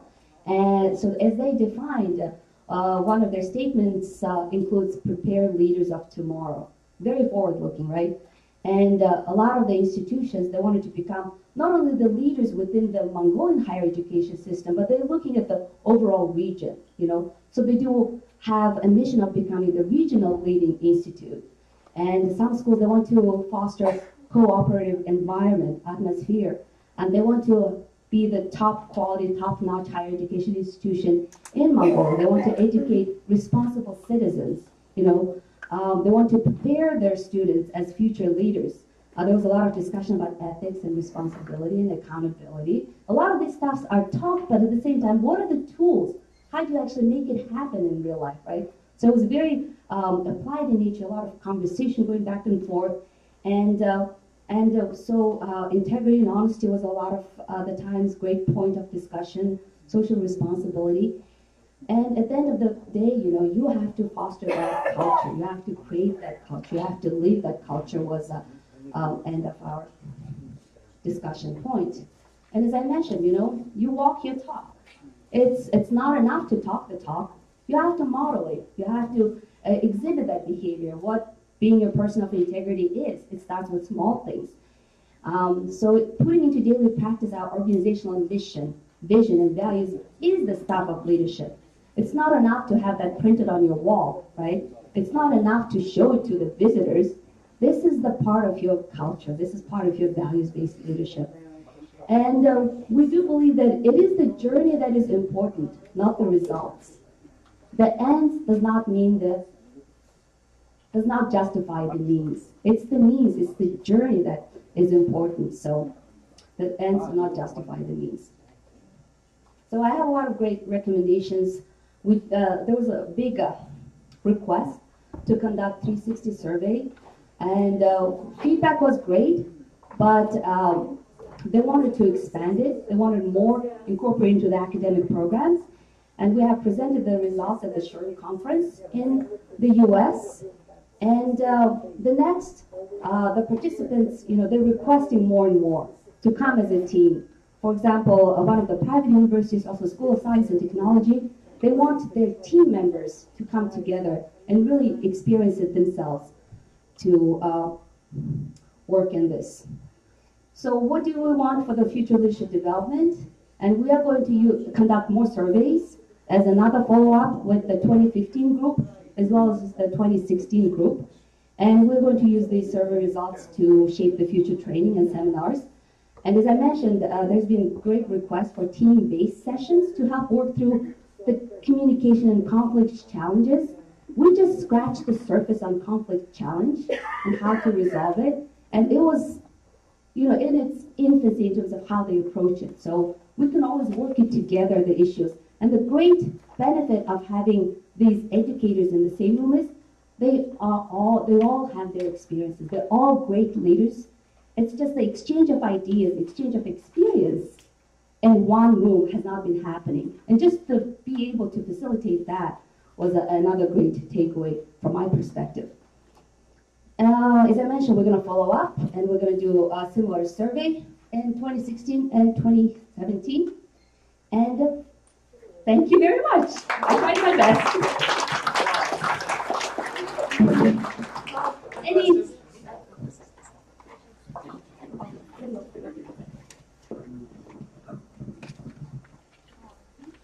Everyone's hungry, ready for lunch?